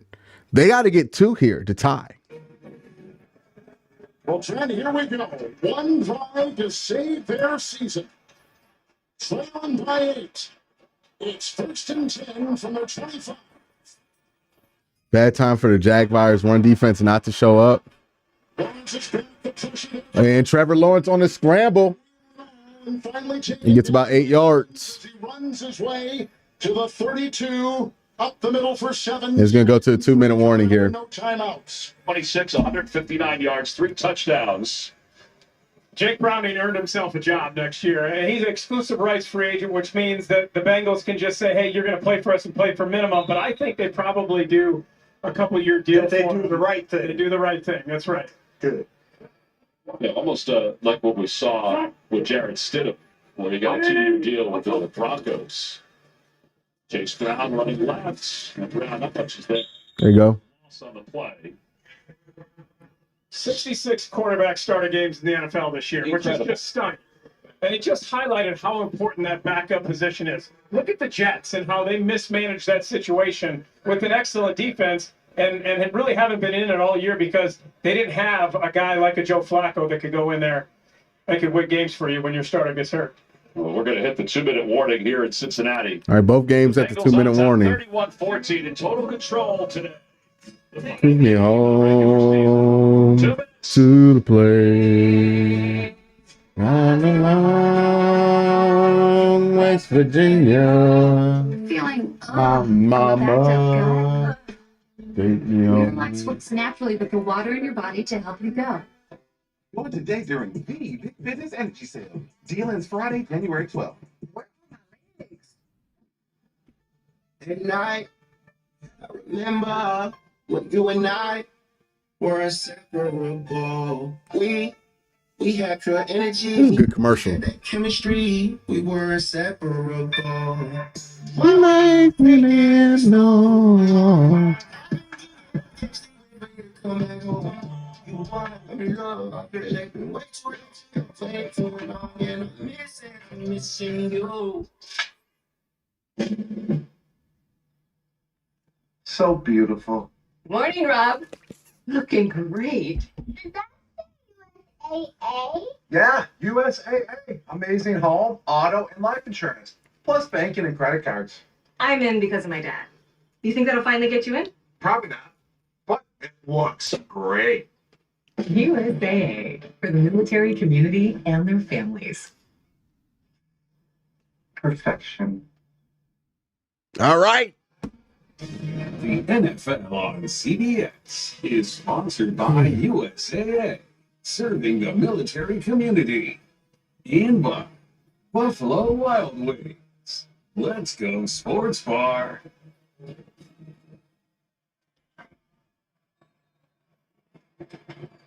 Stay tuned here on CBS with the NFL Today update delivered by Little Stevens. JB and the guys, scores, news, and a look at the playoffs.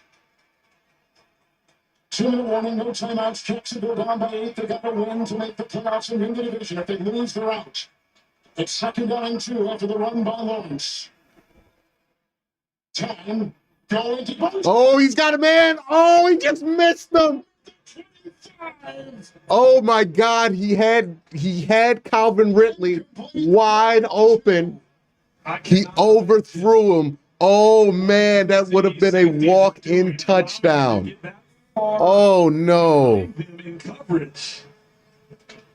Oh, that would have changed everything because now you have a chance to win in regulation. The Titans are 5. Wow. Trying to hang on. They've had 7 one-score losses this year. Browns with a 3rd down and 2. And he just misses it. My God. 4th and 2. No timeouts, 1:50 to go. Well, that was a smart decision there. The corner was sitting all over it. He was going to be undercut at pick 6. So recognizing that, he just sailed it out of bounds to give himself an opportunity here on 4th down. Shane going down with a pressure on 3rd down. I would anticipate him doing the same here on 4th. Trying to force a quick throw. The running back is Jonas Johnson. 4th down and 2. Huge play. 4th and 2. Timeouts for the Jaguars. They got 5 seconds left and they don't look ready. They're going to call a timeout. The first of 3. Oh, Tennessee's calling timeout.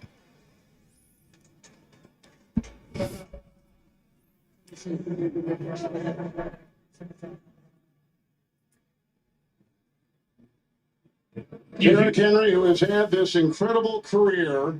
50 to play, down 8. You know, and you go to the sideline, you're Trevor Lawrence, you're meeting with Doug Peterson, and you're trying to devise a play that's going to get this definitely. And that 2-yard bracket, this is a gotta-have-it play that's on that coach's play sheet. And they, right now, they gotta have it. They took a shot on 2nd and 2, and they hit really deep and went just off of his fingertips.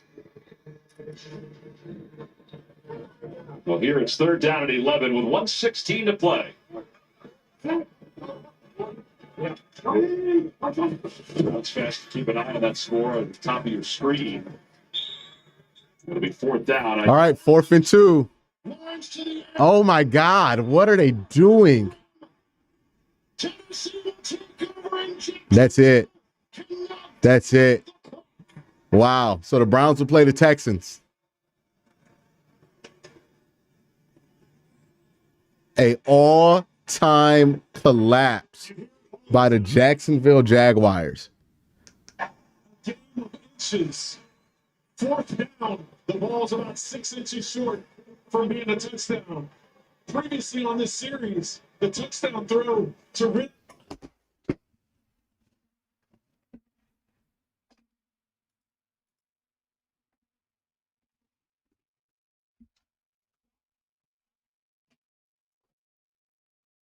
That's insane. Wow.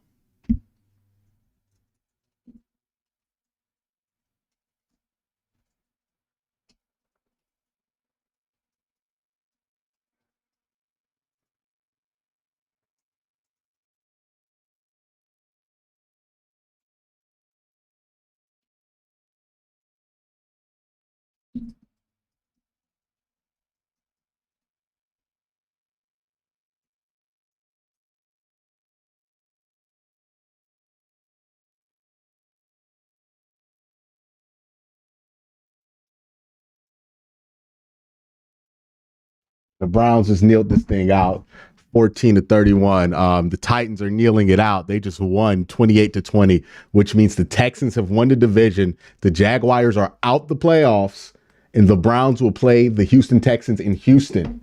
We'll see what time that game is.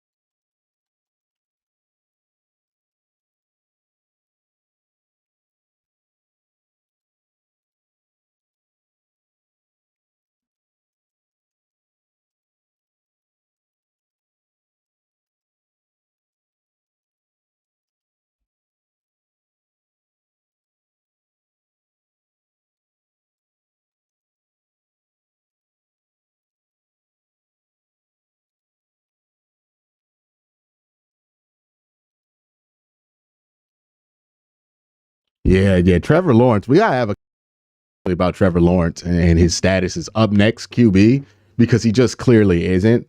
But the Browns game's up. They lost, which didn't really affect seeding. So far, let me look at the scores of the game right now. Let's look at the scores, NFL scores. So we pull that up. Well, I'll pull that up, and then I'll do the playoff thing too. NFL scores. Okay. So what we know so far from the 1 o'clock window is the Lions are likely beating the Vikings. We already had inserted that. Ray Rag says, well, the Steelers made the playoffs now. Yes, they did. Amazing. The Buccaneers beat the Panthers, so the Buccaneers made the playoffs. Congratulations to the Buccaneers and Baker Mayfield. The Browns lost to the Bengals, and the Texans, well, not Texans, the Titans beat the Jaguars. So right here, Titans beat the Jaguars. Who's my UFL team? I'm not going to have a team in the UFL. I'm just going to watch. I don't usually have teams for these spring leagues. I just like to watch the games. Like I like to watch which players are good and then watch those guys. All right. So just having a team for a league like that wouldn't be fun for me personally. So I don't know who won this game. I believe they won that one. So this is how the playoffs are shaking out. The result of this game now. Do you know the playoff schedule? When the playoff schedule comes out right after the Buffalo game. So right after that, we'll know. So if Buffalo wins tonight, Buffalo's the 2 seed, Miami's the 6 seed. If Miami wins, then Buffalo is the 7 seed, Miami is the 2 seed. So if Miami wins, they play Buffalo again in the playoffs. The 6 seed Pittsburgh Steelers will play the Kansas City Chiefs if Miami wins, and the Browns will play the Houston Texans. If Buffalo wins tonight, then Pittsburgh plays Buffalo and Miami plays Kansas City.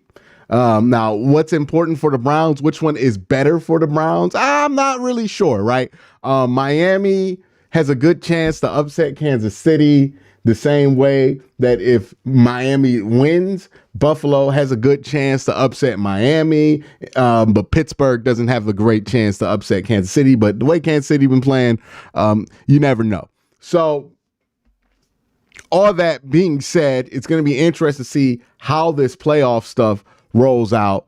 But I want to thank you guys for rocking with me. Thank you guys for watching all season. I will have post-game stuff out very soon, but in order to do that, I need to hop back in the lab and record that video. So that's what I'm going to go ahead and do. I want to appreciate every single one of y'all for coming out, especially for a game that was very meaningless. You guys are saying the Buffalo losing one. I don't really prefer either. I don't think it matters. Right? I think you have a good chance at an upset with Miami there, a good chance with the upset with Buffalo at the 7th seed. I really don't think it matters what happens for the rest of the night. I think the Browns are playing the Texans. It's all we really cared about. Now you know your opponent. You can prepare for your opponent. We'll see if the Browns play on Saturday at the end of the night. But that's going to be it for this stream. I'm going to have a post-game video.